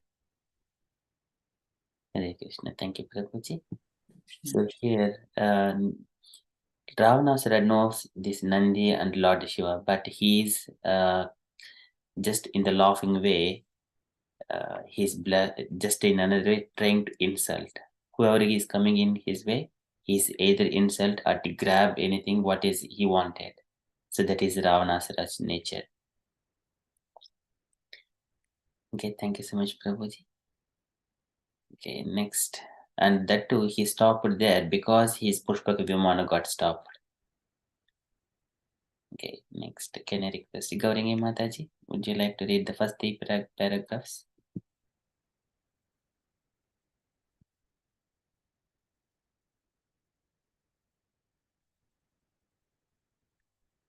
Mataji, you're on mute.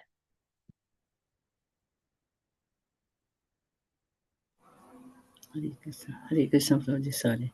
Yeah. Hearing his master insulated for it, Nandi reciting his peak, which shot forth tongue of fire, he exclaimed, "O Rakshasa, I should kill you at one, but I will not do so, as you already stand killed by your own sins. But I say this as you disregard me in my monkey from there shall be born on earth many monkeys of terrible strength who will annihilate your race. As Nandi spoke, the sound of heavenly drums reverberated in the sky, and a shower of flowers fell. Ravana's eyes flamed in anger. The, disregarding the course he roared, I shall remove this hill from my path. What do I care for you and your master?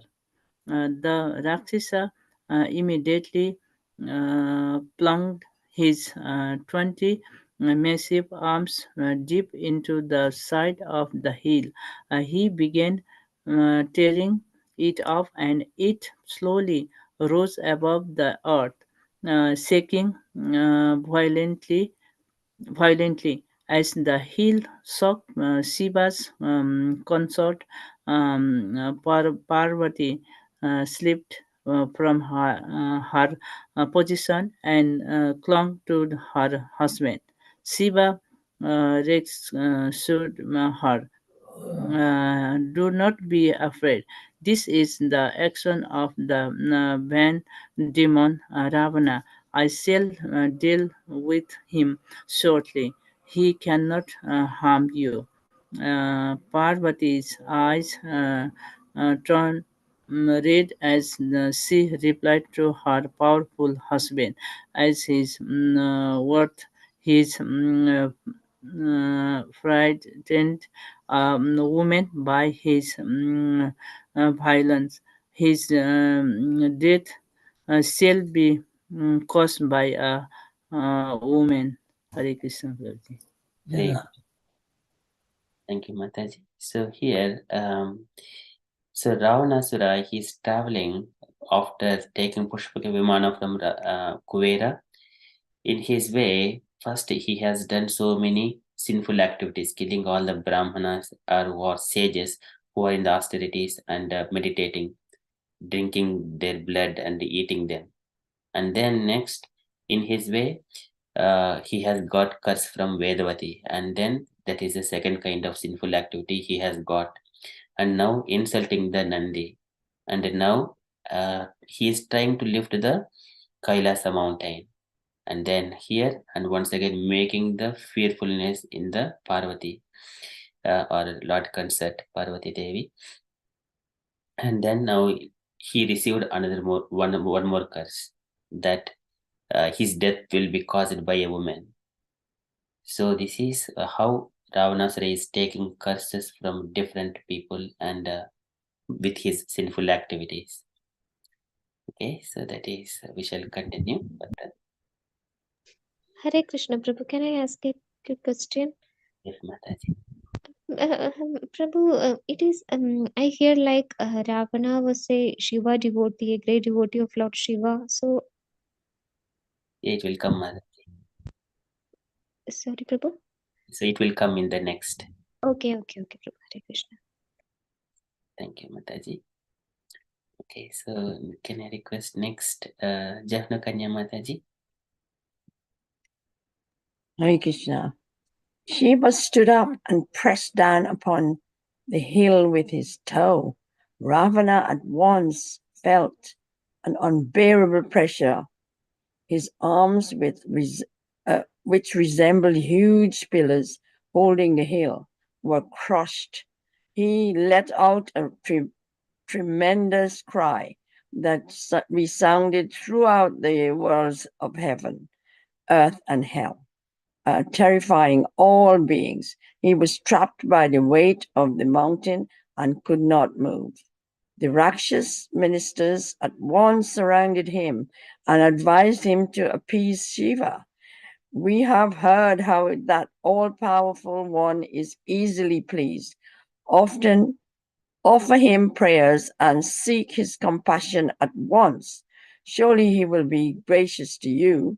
Ravana, who had made a study of all the scriptures, began reciting hymns from the Samaveda in glorification of Shiva.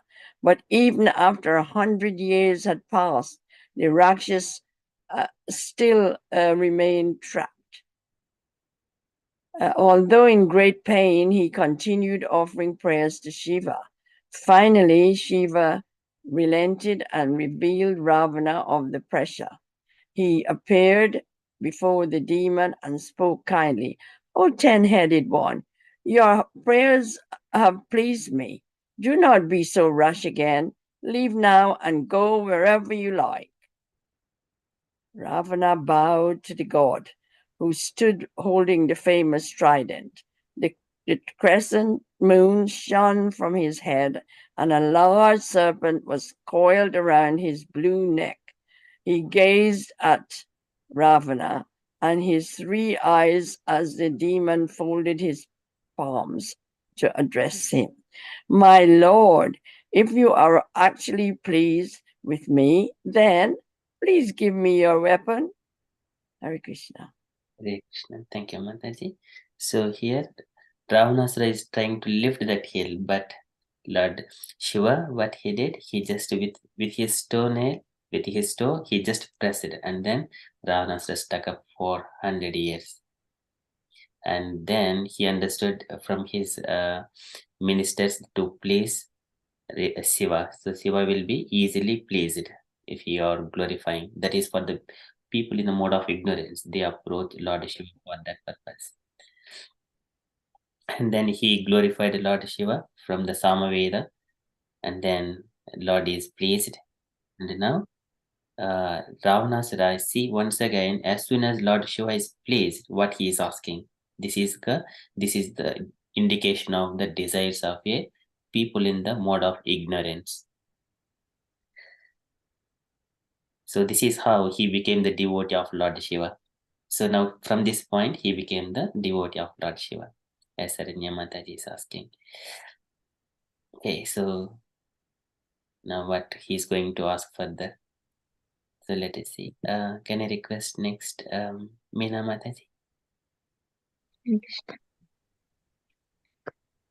Shiva smiled. Ravana lost for battle would prove to be his destruction before long, saying, so so be it. Shiva raised his palm in benedictions and immediately vanished from that spot. Ravana fled the mantra for invoking Shiva. Powerful Pushpa, Pashupata weapon appears within his mind. He smiled. Who could resist such power? Even he had been unable to overcome Shiva. The great deity was surely worthy of his weapon, worthy of his worship. Ravana mounted the Puspaka, Pus, Pus,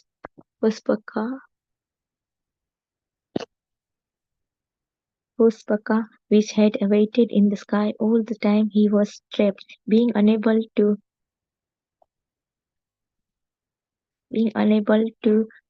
proceed further to the north. He trained back southwards, still accompanied by his numerous Rakshasa forces. As he moved across the earth, seeking material material engagement, he came upon the city of Ayodhya. This was the capital of the world of humans. The empire of the earth dwelt there, and Ravana considered him as fit for a fight. If he conquered conquered this king, then the whole earth would be subjugated. Ravana had little interest in human affairs. The Rakshasas were a superior race of being more on a level with the gods, but the demons wanted to establish his supremacy over all beings. His arms of Rakshasas surrounding the city, challenging the emperor to battle. Hare Krishna. Thank you, Mataji. So here, Ravanastra has got Lord Shankara, Lord Shiva's Pashupatastra. Pashupatastra is so powerful, it is Lord Shiva's weapon. Arjuna also has got Pashupatastra before the Kurukshetra battle, as per Krishna's advice. And he went to the Himalaya mountains, he meditated, and then he got Pashupatastra. Later on, he went to the heavenly planets and he got the weapons of all other demigods. And then he was so powerful. And same Pashpatastra is used to kill Jayadratha in the Kurukshetra battle. And Lord Shiva's Pashpatastra can be contracted by only Lord Narayanastra. Okay, and then so until that point, Pushpaka Vimana was in the sky, and then he could not travel further northern, and then he just returned back towards the southern direction itself. And he came upon Ayodhya. It is the land of humans, and who are the ruling Ayodhya. The king of Ayodhya is ruling the entire the world. And then he was thinking, if I conquer this person, the king who is ruling, then entire world will be subjugated. That is his interest. Okay, let us see further what he has been doing there further. Anyway, humans, they are of little in energy compared to the Rakshasas. But he wanted to establish his supremacy over all beings.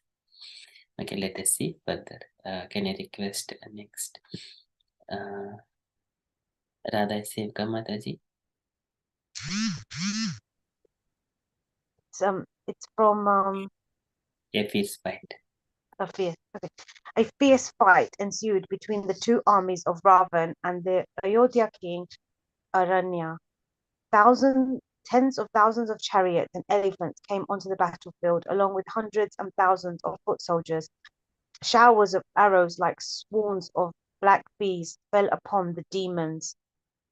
Aranya's army knew lances, darts, threw lances, darts, steel bullets, and iron maces by the million. They swept towards the enemy, shouting courageously with their weapons raised. Ravana's forces used scorchery to appear and disappear at will, flying in the sky and hurling down rocks and sharp weapons. The king's army replied with showers of swift and deadly arrows. Using powerful catapults, the warriors threw at the Rakshasas large iron darts which whistled through the air, but Anarayan's fighters could not easily engage with the elusive demons. Although they rushed forward, slashing the enemy with their blue steel swords, the swords found themselves cleaving the air as the Rakshasas rose into the sky. The Rakshasas, who towered over their human foes, would then suddenly descend behind the soldiers, cutting them down with razor-sharp signatures. Gradually, the demons overpowered the king's army. The battlefield became strewn with mangled bodies of Aranya's troops. Blood flowed in waves upon the ground. Heads rolled on the earth with their golden earrings flashing and their teeth clenched in fury. Large and well-muscled arms still clutching broad swords and lances lay severed amidst the enthralls of slain warriors. The demons sent up great shouts as they hacked down the king's army. Aranya himself exhibited great prowess. He knew the secrets of the celestial weapons, and by invoking those divine missiles, he killed innumerable Rakshasas. When the demon hid using their scorchery, he released the Shabda weapon of sound, which found them wherever they were. As hordes of Rakshasas rushed at the emperor, he let go the wind weapon, which lifted the demons and hurled them far away. Narayan was difficult to look upon as he stood in his chariot, releasing his weapons. They fell upon the Rakshas forces like blazing meteors, but the demons far outnumbered the humans. Although hard pressed by the king, the Rakshasas responded with more and more scorchery, vanishing into the sky and entering the earth. Eventually, Ravana's hordes completely annihilated the enemies, and Narayan stood alone against the demons. Hare Krishna, thank you so much, Mataji. So here, at that particular point of time, Anaranya is the king of Ayodhya. So here, Anaranya, he is fighting with Ravanasura. So it is his duty. But demons, and here Anaranya, even though he has got celestial weapons, but it is very difficult. So here, demons, they have got mystic powers as well, and they are using all their mystic powers to kill all the human soldiers. Okay, it is a fierce battle. Okay, can I request next the devotee? Smriti Kanna Mataji, would you like to go next?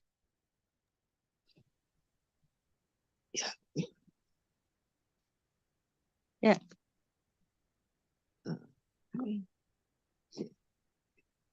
Okay. Seeing all his forces consumed like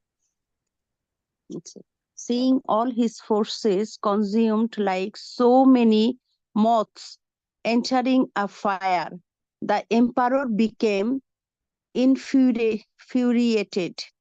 He went towards Ravana, who had stood by in a war chariot as his Rakshasas fought with the soldiers. Anaranya took up his great bow and let loose 800 fierce arrows, which sped like flames of fire towards Ravana. By the incantations of Anaranya, those arrows were imbued with the power of thunderbolts. The king feared them so swiftly that they flew in a long line, almost end to end. They struck Ravana furiously on his head and chest, sounding like claps of thunder. But the demon did not flinch in the least. Ungerred by the king's sudden attack, Ravana took up a terrible-looking mace. He whirled it above his head with such force that it glowed bright orange and threw off tongues of fire. He flew with the speed of a tempest towards the emperor and struck him a great blow on the forehead. The king fell from his chariot and lay bleeding on the ground. The Rakshasa began laughing and deriding the fallen monarch. What is the use of fighting with Ravana? There is none who can face me in battle and remain alive. Clearly, you are a foolish man, too much addicted to wine and women. Thus, you have not heard of my unassailable power. Ravana continued insulting the dying king, mocking his ancestral line in which the earth's emperor had appeared for thousands of years. Anaranya looked up at the demon with eyes red from anger, gasping for breath, and his life slipped away. He spoke with difficulty. I have not been killed by you, O vile Rakshasa. Death is certain and comes to all beings according to their destiny. None can be killed before their fate decrease, nor can any be saved with their time has arrived. I am thus killed by my own fate. Do not indulge in self-praise, Ravana, for your own death will soon come. Will I continue, Ji? Hare Krishna. Thank you so much, Mataji. So here, Ravanasara, after fighting with Anaranya, so Anaranya is a human, and here Ravanasara is a demon. But Anaranya, even though he fight with, so here Ravanasara is the mode of passion. It is more overpowering the goodness here in these particular circumstances, and also the strength, and he is in that mood. And then later on, Ravanasara is trying to kill Anaranya, and Anaranya's words are once again here. Ravanasara is receiving one more curse, one more the fate that Anaranya is saying. Even though Anaranya, king of Ayodhya, he is very pious, his words never be false. And here, everyone's life, everyone's pains, pleasures, birth, and death by his own activities, own karma. No one is reason for their own troubles or pains or pleasures or death. So here, Anaranya's sentence, it is very, very important. He is saying, I am dying just because of my own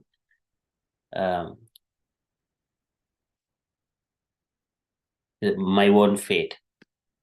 I am thus killed by my own fate. So do not. And here Ravanasara is getting puffed up again and again. Even though it is not required to fight with humans, his demonic nature. And here he is glorifying himself. Personal glorification is Krishna says to Arjuna in the Kurukshetra, middle of the Kurukshetra battle, when Arjuna was trying to kill himself. Arjuna, if you wanted to kill yourself, then if you glorify yourself, then it is act as equal to kill yourself. So then Arjuna glorified himself. That is, so it is self-glory is always not good. So here Anaranya is saying, do not indulge in self-praise. Ravana, for your own death will soon come. That is the statement of Anaranya. Okay, so next. Thank you so much, Mataji. Sanchita Mataji, would you like to go next? Yes, Prabhu. The emperor from there? Yes, yes. The emperor possessed mystic power gained by his long practice of austerity. He was loath to waste that accumulated power of Ravana, but the demon had to be checked. The dying king could at least do something before he departed. Anaranya fixed his fading gaze on the lord of Rakshasas, and concentrating his mind, he uttered a curse. In the very line you now deride, O Ravana, there'll be soon appear a king who will kill you and all your race. As Anaranya spoke, the sound of kettle drums was heard, resounding in the sky, and a shower of celestial flowers fell upon him. Heavenly voices were heard to say, "It shall so be." Having delivered his curse, the emperor slumped to the ground, his life spent. Before the eyes of the demon, Anaranya left his body and rose upwards to the heaven, his ethereal form glowing like fire. Hare Krishna. Continue, Mataji. One more paragraph. Okay. Ravana snorted derisively. Who cared for the curse of some punny being? What human could ever kill me? He only bothered fighting with them by the way of idle sport. Anaranya's curse was simply the insane words of a dying man. It could never come to pass. If any kings dared challenge him, they would meet the same end as this one here. As for the celestial voices, well, he would soon deal with those arrogant deities. Hare Krishna. Until one more paragraph, Mataji. Okay, Prabhu. The demon again mounted the Pushpaka, which was stationed in the sky. Not being interested in pillaging the paltry wealth of a human city, he left and soared up into the heavens. Perhaps there were some gods around who could you just yeah. Perhaps there were some gods around who could put up a better fight. Hare Krishna. Hare Krishna. Thank you so much, Mataji. So here, once again, Ravanasura get one more curse, but still he never cared about it. And here, from the Anaranya side, his austerities and penances. So, and that is making to Lord Ramachandra to appear. The person is going to descend in this dynasty. And then flowers showered. Okay.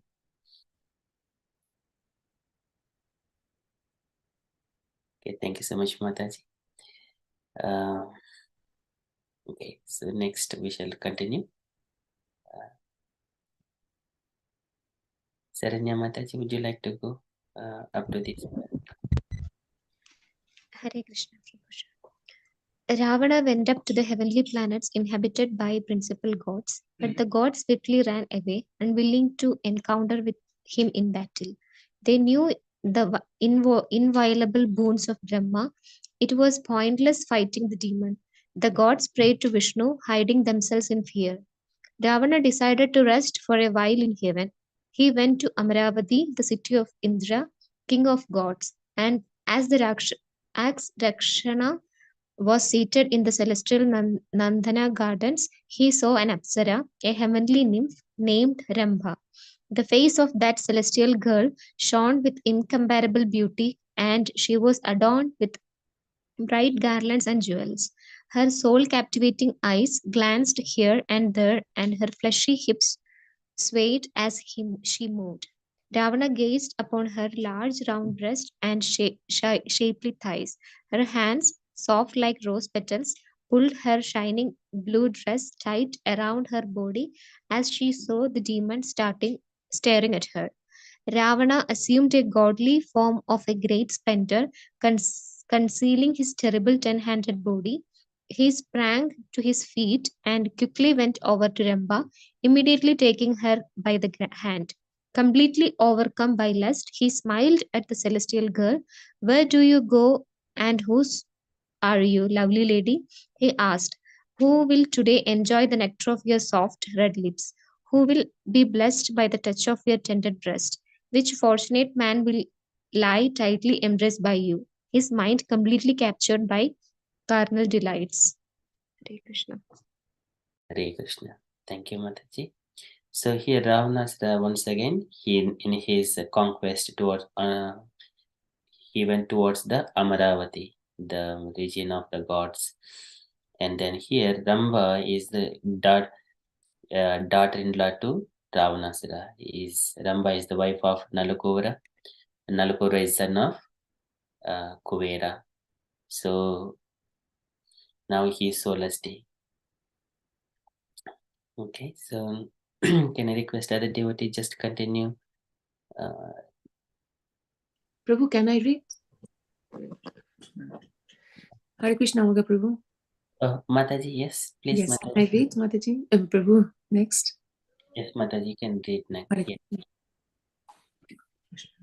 Ravana was not at all concerned whether she was married or not.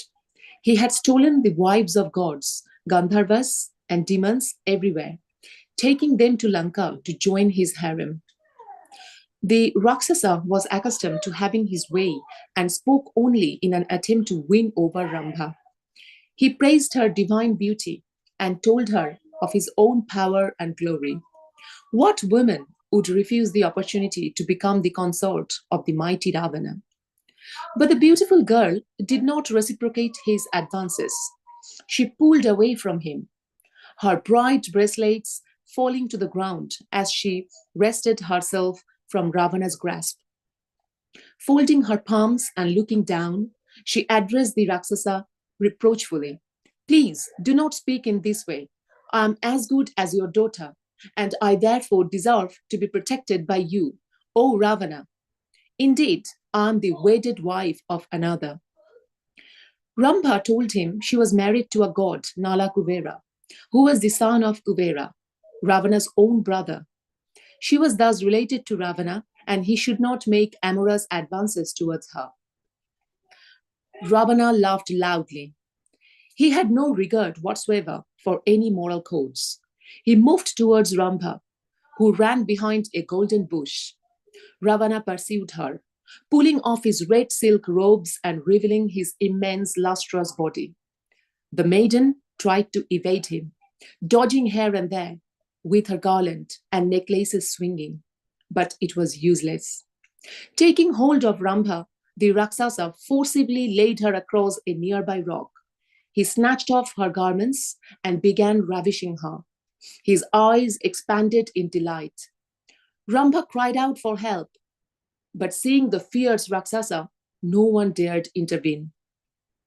The demon's powerful hands pinned the white arms of the maiden against the rock. Her dark hair fell in disarray, its golden clasps and flowers dislodged. Ravana violently molested her in front of his demon followers. Although she begged him to desist, the Rakshasa took that struggling heavenly girl against her desire. Hare Krishna. Thank you so much, Mataji. So this is when Prabhupada was mentioning, if a person is intoxicated with alcohol and any kinds of things which are prohibited in the scriptures, like a pig which eats stools with so much of fatty, and then the pig doesn't care whether it is a mother, sister, or a daughter. So that is in the mode of ignorance. People are intoxicated. That is one of the things prohibited from the devotee's life. So this is also Parikshit gave a place, that is Panam, Striyam, Panam, Jyotam, and also Himsa. These are the four things. Intoxication. So here Ravanasara is intoxicated like that. So he is not caring that whether there is no moral code. So that's why we have to, whenever we eat food, it must be assured that it is in the mode of goodness, which is prescribed vegetables and fruits and vegetables. Okay. Otherwise, more spicy, more salty, more bitter, those things would agitate the senses. Thank you so much, Mataji. Okay, next, can I request Usha Mataji? Yes, Hare Krishna Prabhu. After Ravana had seated his last, he stood up, fastening his waistcloth. Shedding tears, Ramba backed away from the demon and fell. Her clothes torn and her garlands crushed, she went before her husband. When he saw her in that condition, Nal Kuvera became infuriated. But when he heard it was Ravana who had raped her, he felt helpless. The demons had already defeated Nal Kuvera's powerful father, who was supported by innumerable Yaksha warriors. There was no possibility of facing Ravana in a fight. Nal Kuvera considered the situation carefully. Although he could not fight the demon, he could at least curse him as a result of his evil act. The righteous curses of the gods evoke the infallible power of Vishnu. Considering this the only means of punishing Ravana, Nal Kuvera touched holy water and then uttered his imprecations. This, carry on, Prabhu.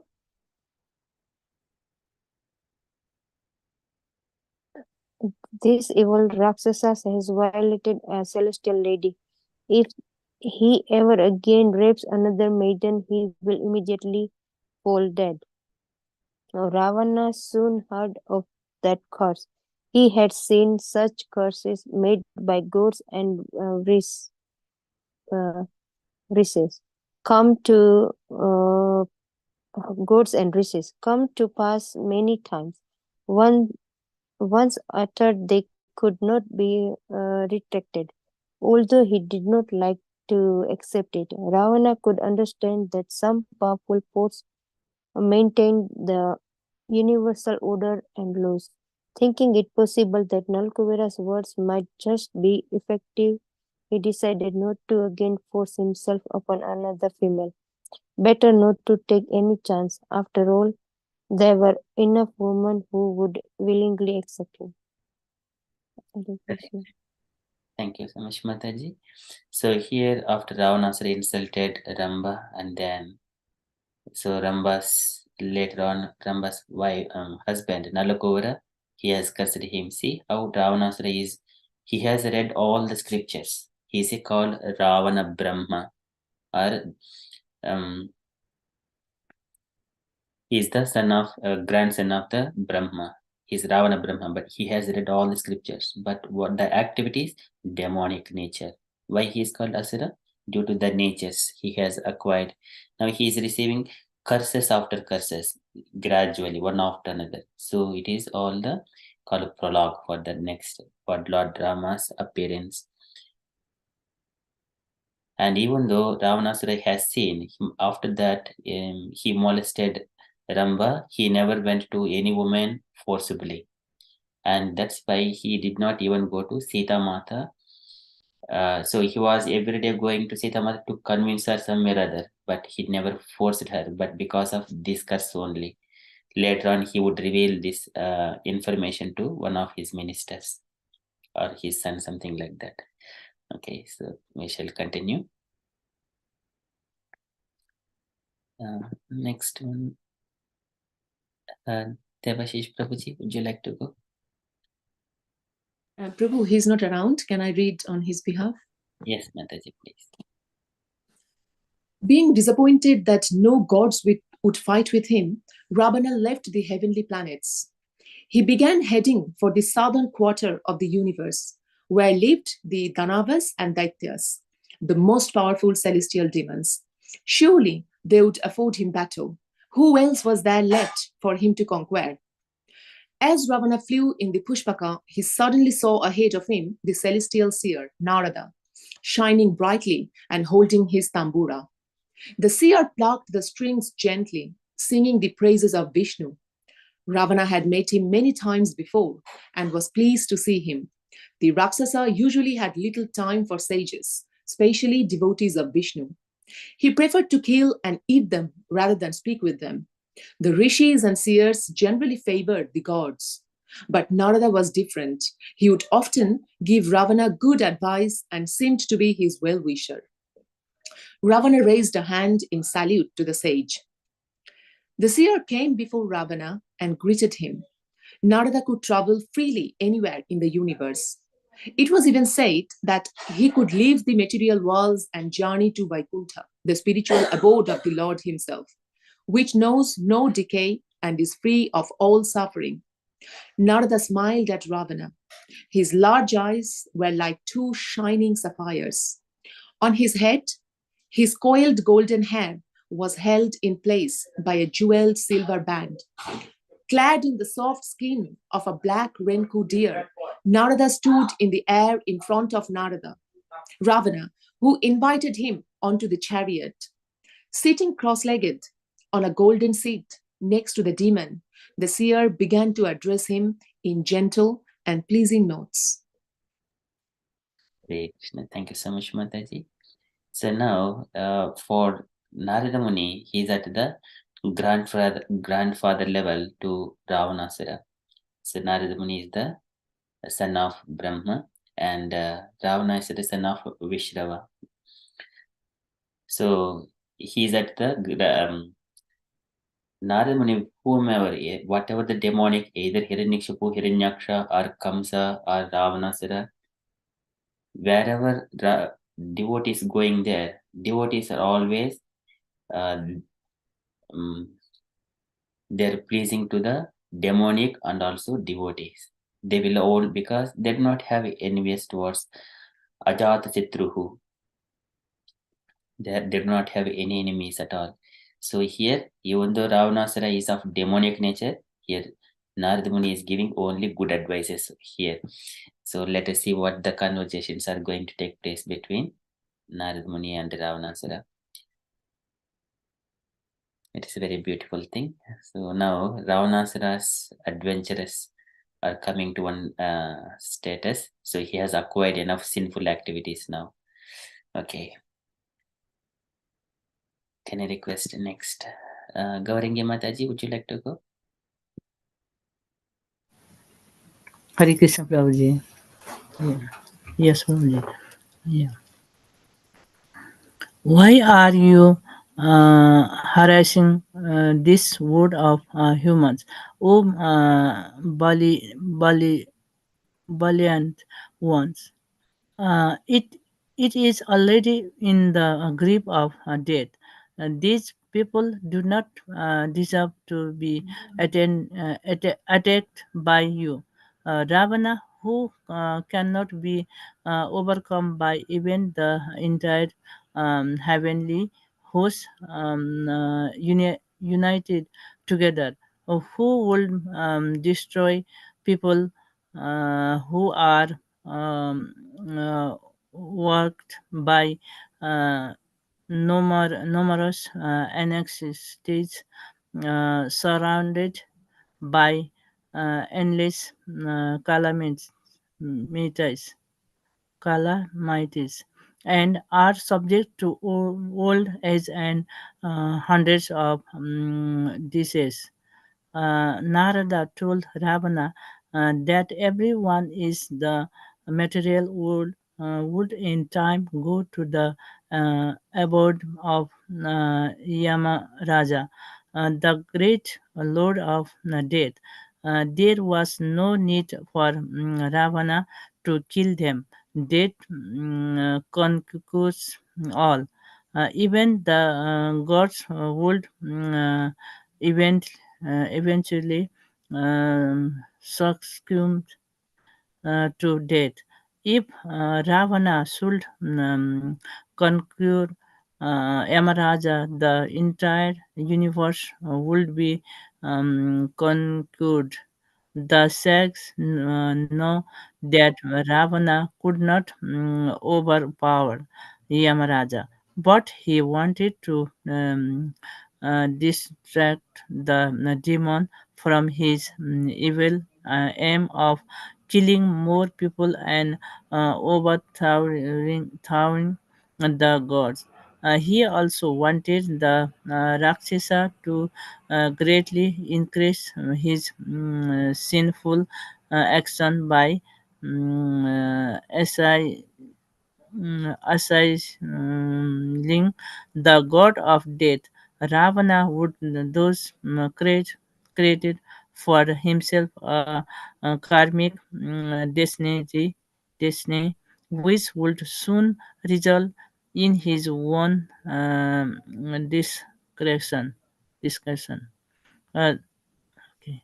The demon pondered Narada's suggestion. This sounded interesting.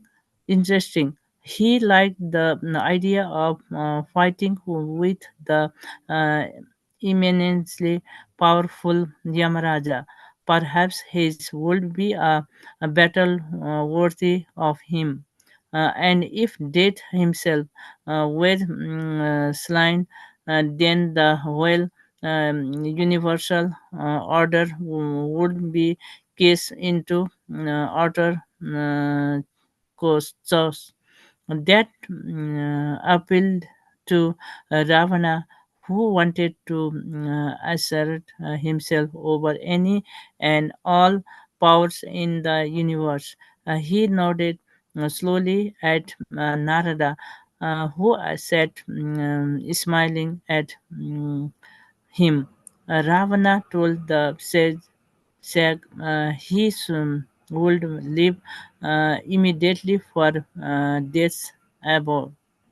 As Narada rose up into the sky, playing upon his tambura, Ravana began heading towards the domain of Yamaraja, the god of justice.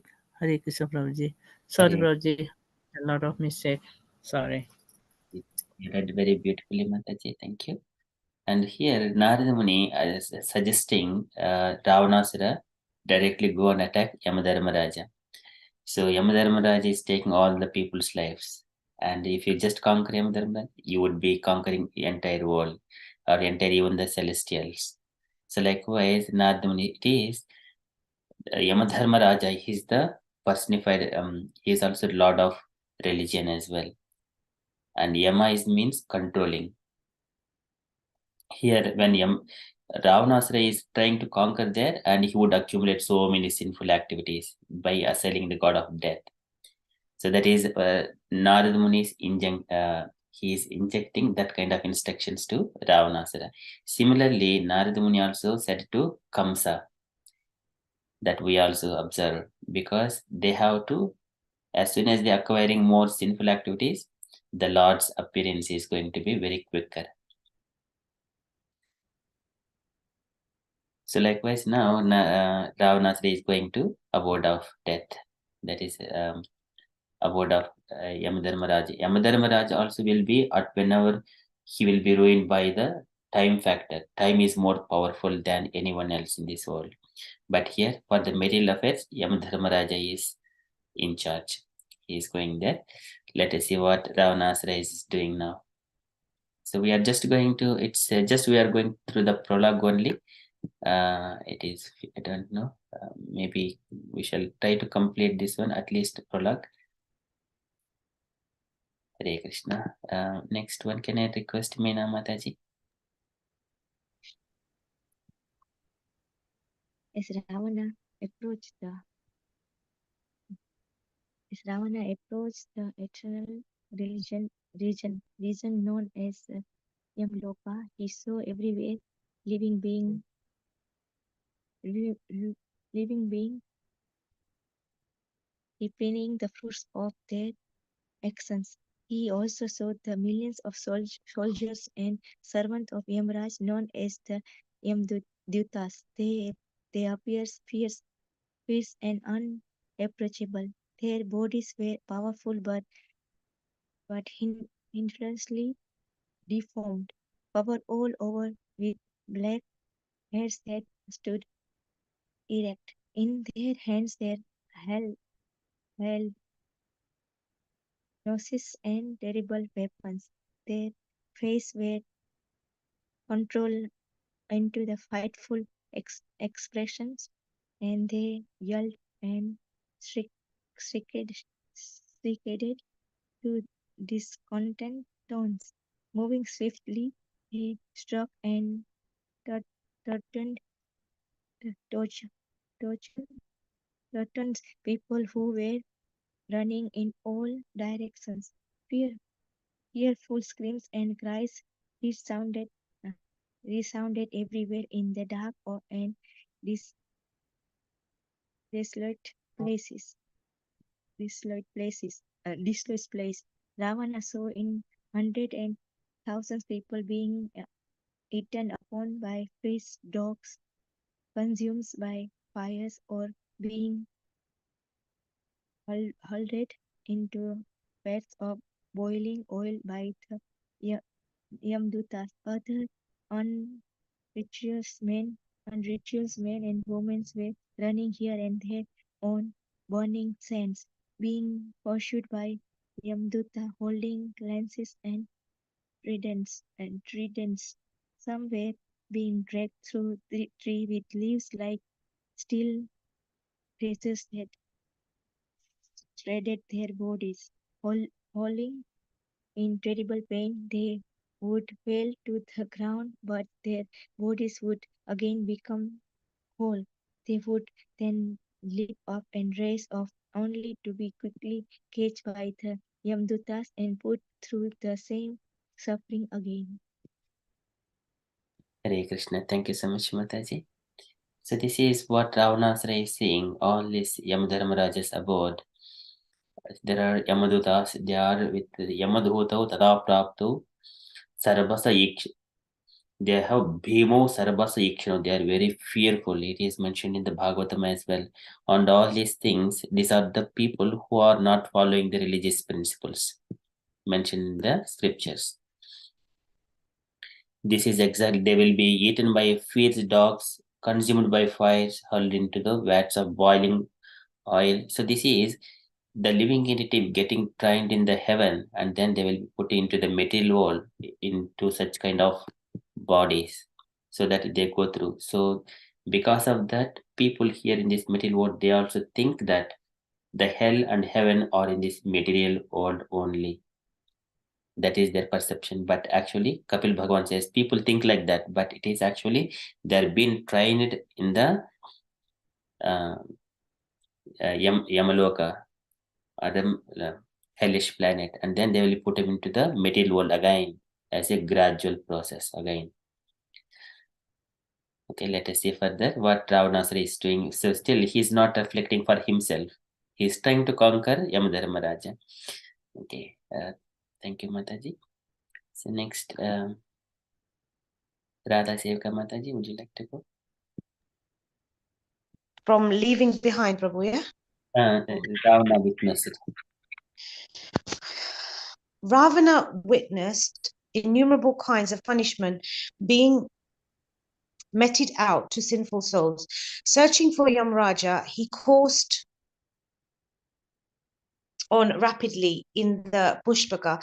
In other parts of the mystical and indescribable region, Ravana saw people enjoying celestial delights by virtue of their own good deeds. It seemed as though they were situated in a separate dimension of space and time. Beautiful heavenly landscapes stretched out in the distance. Large shining mansions stood next to clear blue lakes. Young men and women with highly attractive forms were dressed in golden garments and ornaments, embracing one another and laughing.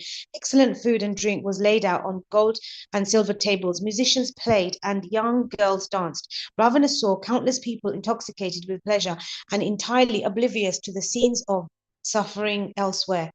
Leaving behind that glowing region of happiness, Ravana continued deeply into the Yamaloka. He crossed over the broad Vaitarani river, which flowed with blood and excrement, and came to another dark terrain where countless Yamadutas were relentlessly pursuing wicked persons. The terrible crackles of Yamadutas echoed there, along with the howls of jackals, and wolves. Everywhere stood people who appeared emaciated and pale, seized with unbearable thirst and crying out for water. Descending from his chariot, Ravana began to beat back the Yamadutas, freeing the people they were punishing. He felt no compassion for the pain of others, but he calculated that by oppressing the Yamadutas, he would cause Yamraj to appear. As the demon freed many thousands of wretched persons from their tormentors, he was suddenly attacked by a massed force of Yamadutas. They assailed Ravana with spears, iron bars, steel clubs, pikes, javelins, and maces. They rose up and began demolishing the seats, daisies, pillars, and houses on the Pushpaka. But the indestructible chariot was immediately recreated by the power of Brahma, by whom it had been first fashioned. Hare Krishna, thank you so much, Mataji. So here Ravanasura, even though he is seeing all this hellish condition punishment, he is not reflecting for himself, and he is just going further directly to attack Yamadharmaraja. And meanwhile, he has faced these Yamadutas. They are giving so much of harassment to the people who are impious. And Ravanasura also came across the river. It is a Vaitarini river. Crossed with broad Vaitarini river, which has flowed with blood and excrement. Okay, this is very difficult to cross, as scripture says, for the materialistic people. Devotee doesn't see all these things at all. Okay, so can I request next Sanjita Mataji? Hare Krishna Prabhu. From Ravana's Rakshasas? Ravanas, yes. Ravana's Rakshasa forces fought back against the Yamadutas. Millions upon millions of servants of Yamaraja advanced in great waves. They rained down an unlimited number of arrows and other fierce weapons upon Ravana and his followers. The Rakshasas engaged with the Yamadutas, sending up their terrible war cries. The clash of weapons and the shouts of the warriors sounded like the roaring ocean tossed by a storm. Leaving off the other Rakshasas, the Yamadutas concentrated upon Ravana. Covered all over with their arrows and bleeding profusely, the demon king appeared like a great mountain, giving forth streams of red lava. Using his knowledge of mystical weapons, the Rakshasa returned volleys of arrows, spears, mace, rocks, and huge trees. This fearful and deadly shower fell upon the forces of Yamraj, who stood in front of Ravana. By whirling the maces and lances, the Yamadutas repelled all Ravana's missiles and surrounded him in thousands. They appeared like a mass of carnivores ants around a large black beetle. Ravana became completely covered by darts and lances, piercing every part of his body. He roared in anger and pain, quickly rising upwards from out of the midst of his assailants. Do I read the next one or somebody? Yes, Mataji, yes. Yeah. Okay. Descending to the ground, he held his bow and placed upon it a blazing arrow. The demon invoked the power of Shiva, imbuing the arrow with the divine force of that immortal god. As the weapon was released, a sheet of fire rushed across the ground, consuming Yamaraj's forces. Enormous orange and white flames leapt in all directions, burning the Yamaduta's bodies to ashes. The ground itself became molten, and the forces of Yamaraj fell back in a confused mass. Hare Krishna. Hare Krishna. Thank you so much, Mataji. So that is the power of Ravanasura. He has holding Pashpatastra, Lord Shankara's weapon. Okay, so he defeated even Yamadutas. Let us see what is going to happen. Smriti Kanna Mataji, would you like to go next? Yeah, Hare Krishna Prabhuji. The flames way came innumerable ghostly flowers of Shiva, filling the earth and sky with their terrifying forms. They rushed about the battlefield, striking fear into the Jamaduta's hearts. By the power of Shiva's weapon, waves of fearsome carnivorous beasts sprang up from the ground, howling horribly and tearing at the Jamadutas. Ravana sent up a victory cry, making a ground shake. Hearing the shout, Jamaraja, seated in his palace, could understand that Ravana was overpowering his forces. He ordered his chariot to be fetched and quickly mounted it. Raja stood in his stupendous chariot with a lance and mace in his hands. Angeret, the great god, burned with a girdling radiance. By his side stood the personified form of Kaladanda, the infallible rod of death. His body a brilliant black and his eyes blazing like two red fires. On the other side, Jamaraja stood the very time spirit himself, the destroyer of the worlds, fearful in appearance. Standing together, those three deities could not be countenanced. On all four sides of the chariot, which looked like a dark mountain, hanged the frightful nose of death.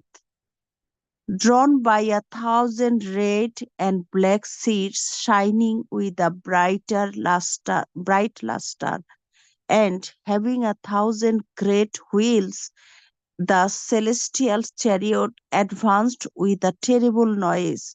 Seeing that God moved off in anger, all the denizens of heaven trembled. In an instant, Jamaraja's chariot arrived at the spot where Ravana stood roaring. Ravana's followers immediately fled in all directions simply upon seeing the awful chariot.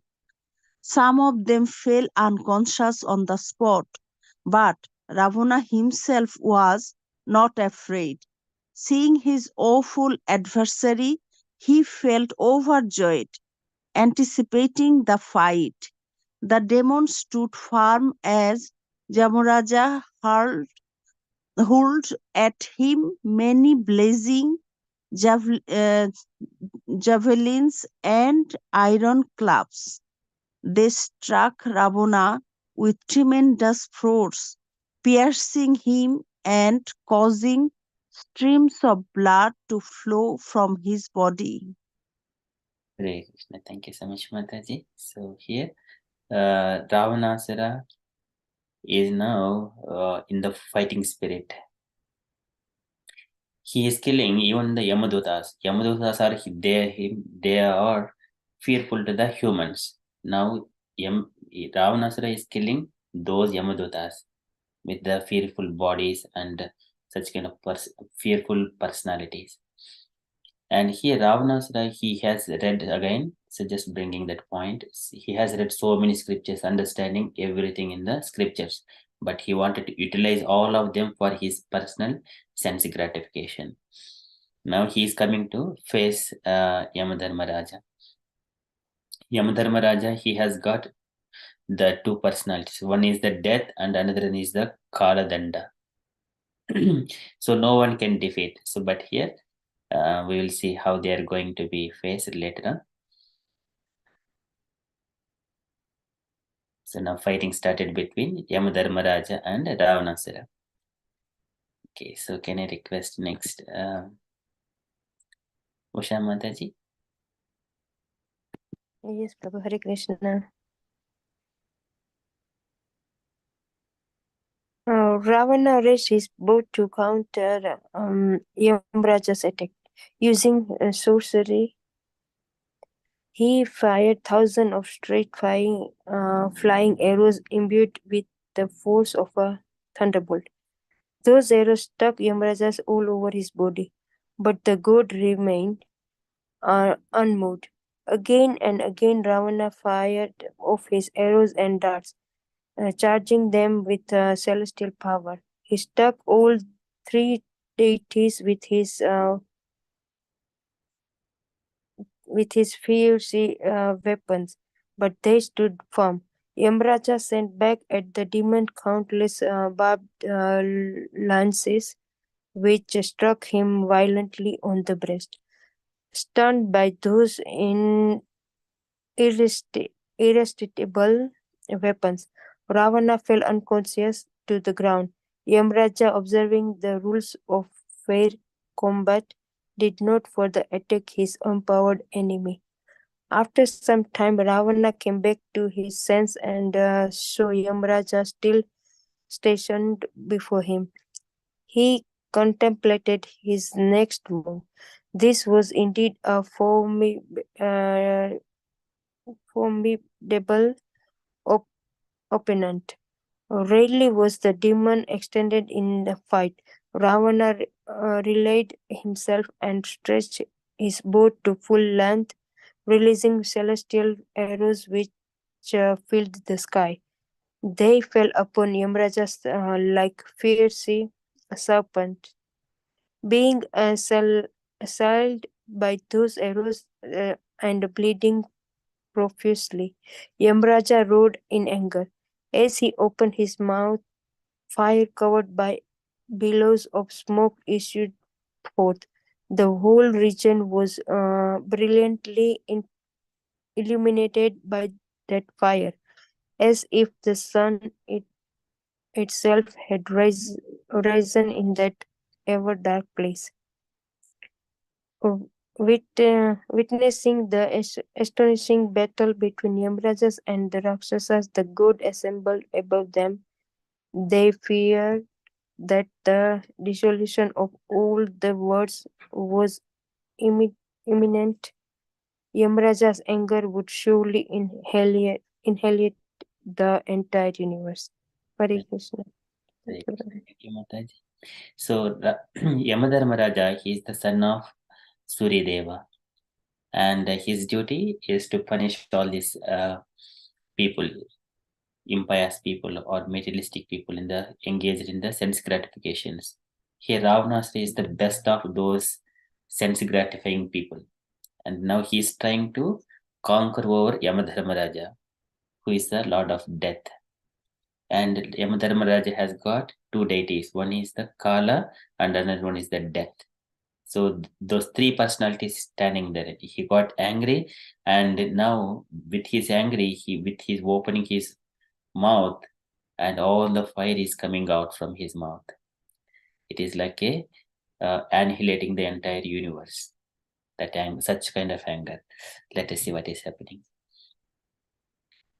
Can I request Namampi Mataji?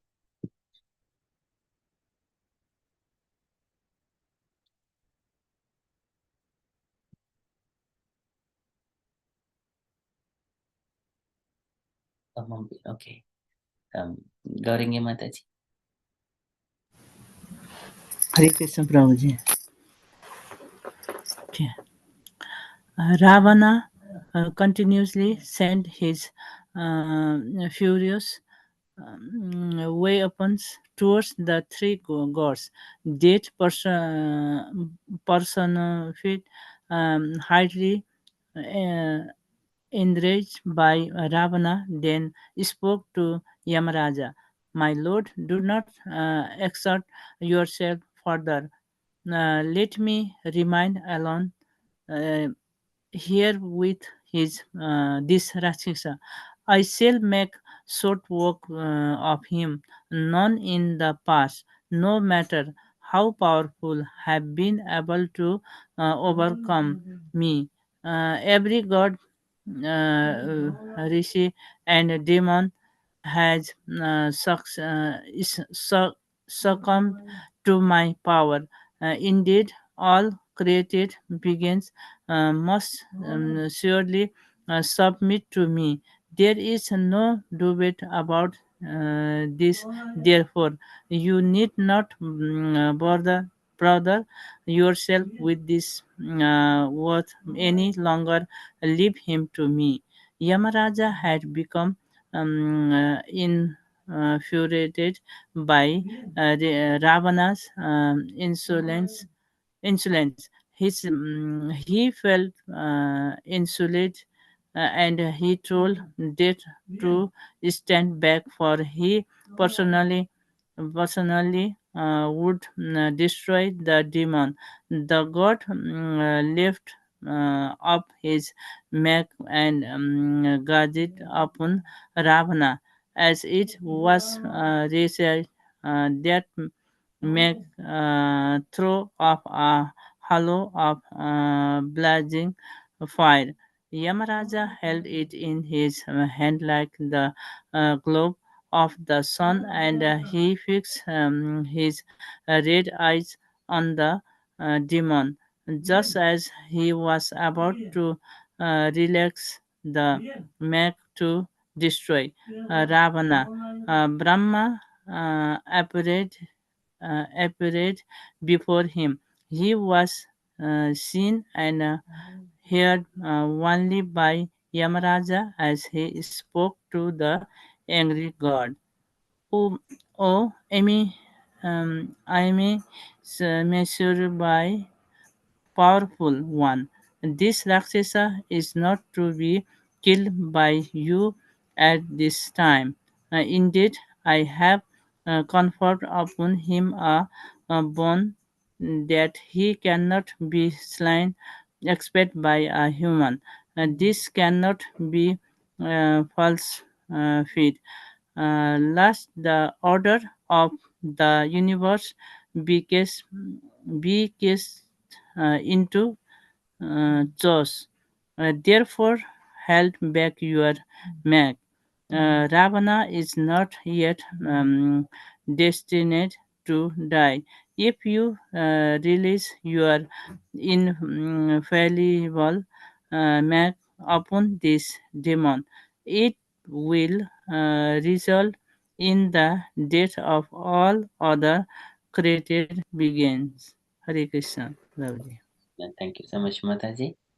So here, a lot of death. So here, death personified. He never was overpowered by anyone in the past. He is asking, but Yamadharmaraja wanted to destroy Ravana by his own personal endeavor.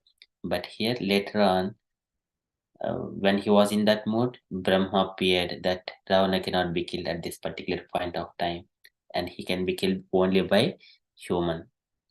So let us see further what is happening. How the okay, this is the last paragraph.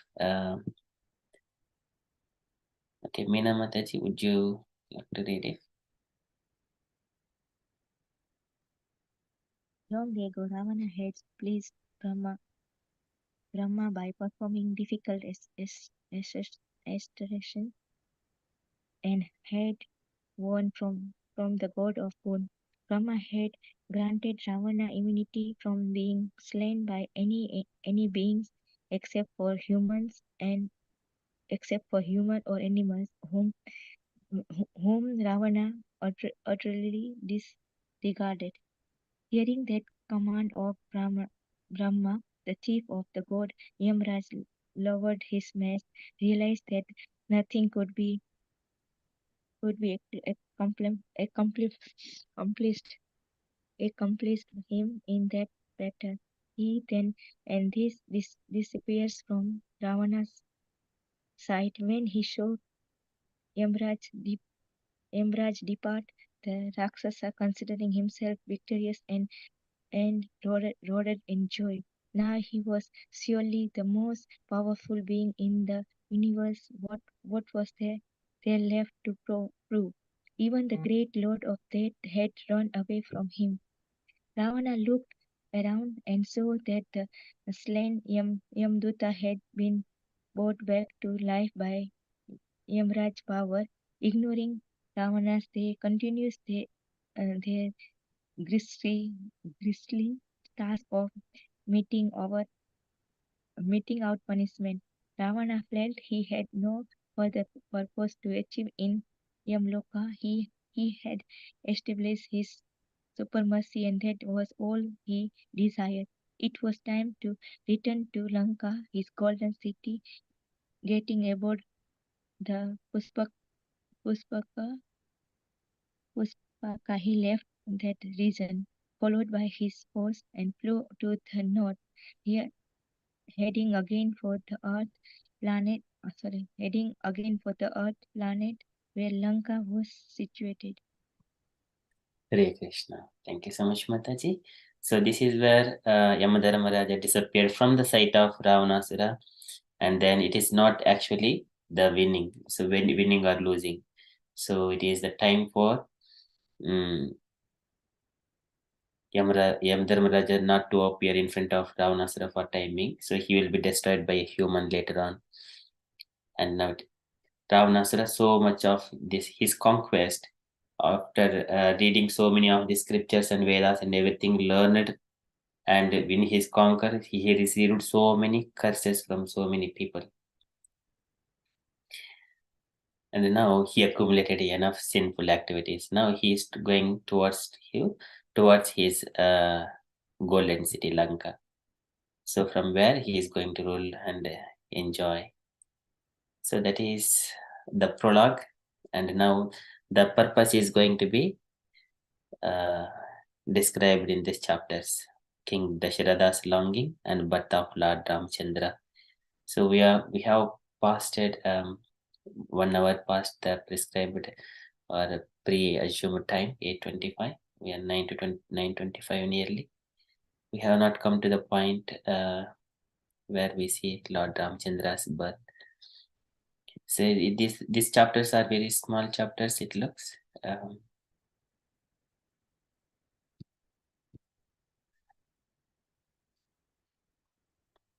Don't know what the devotees say. If you just, unless you say some words, what do you want to do? Kindly unmute and say your opinions, what you want to do. We can read, Prabhu, if everybody's happy. Hare Krishna Prabhu, I'm going to be in the car, so I can listen, but I won't be able to read. Yes, sure. Krishna, can we do it tomorrow evening? Is that possible? Tomorrow is the Ayodhya. Yeah. Okay. When we can do the Ram Jalma when same time when it's happening in Ayodhya. Yes, yeah, that is a good advice. Thank you so much, Mataji. Any other suggestions?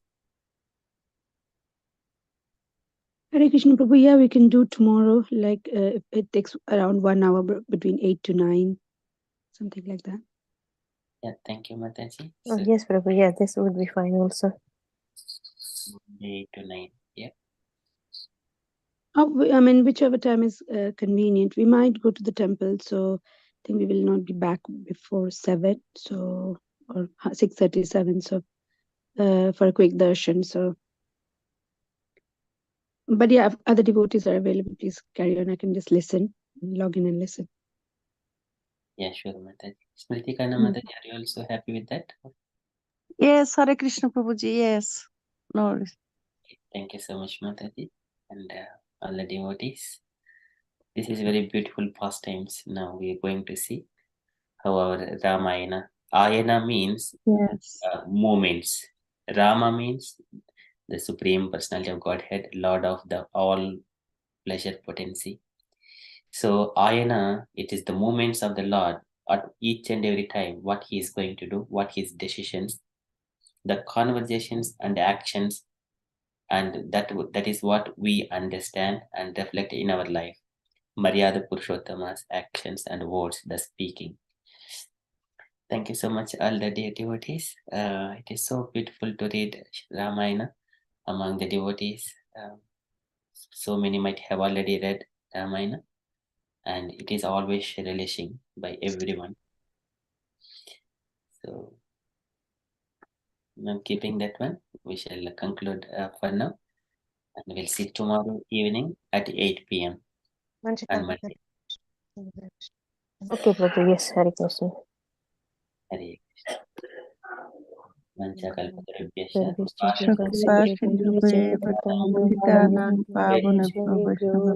Namo Namo. Hare Krishna. Happy Ekadashi. Krishna. Today is Ekadashi, is it? Yes, ma'am. Yes.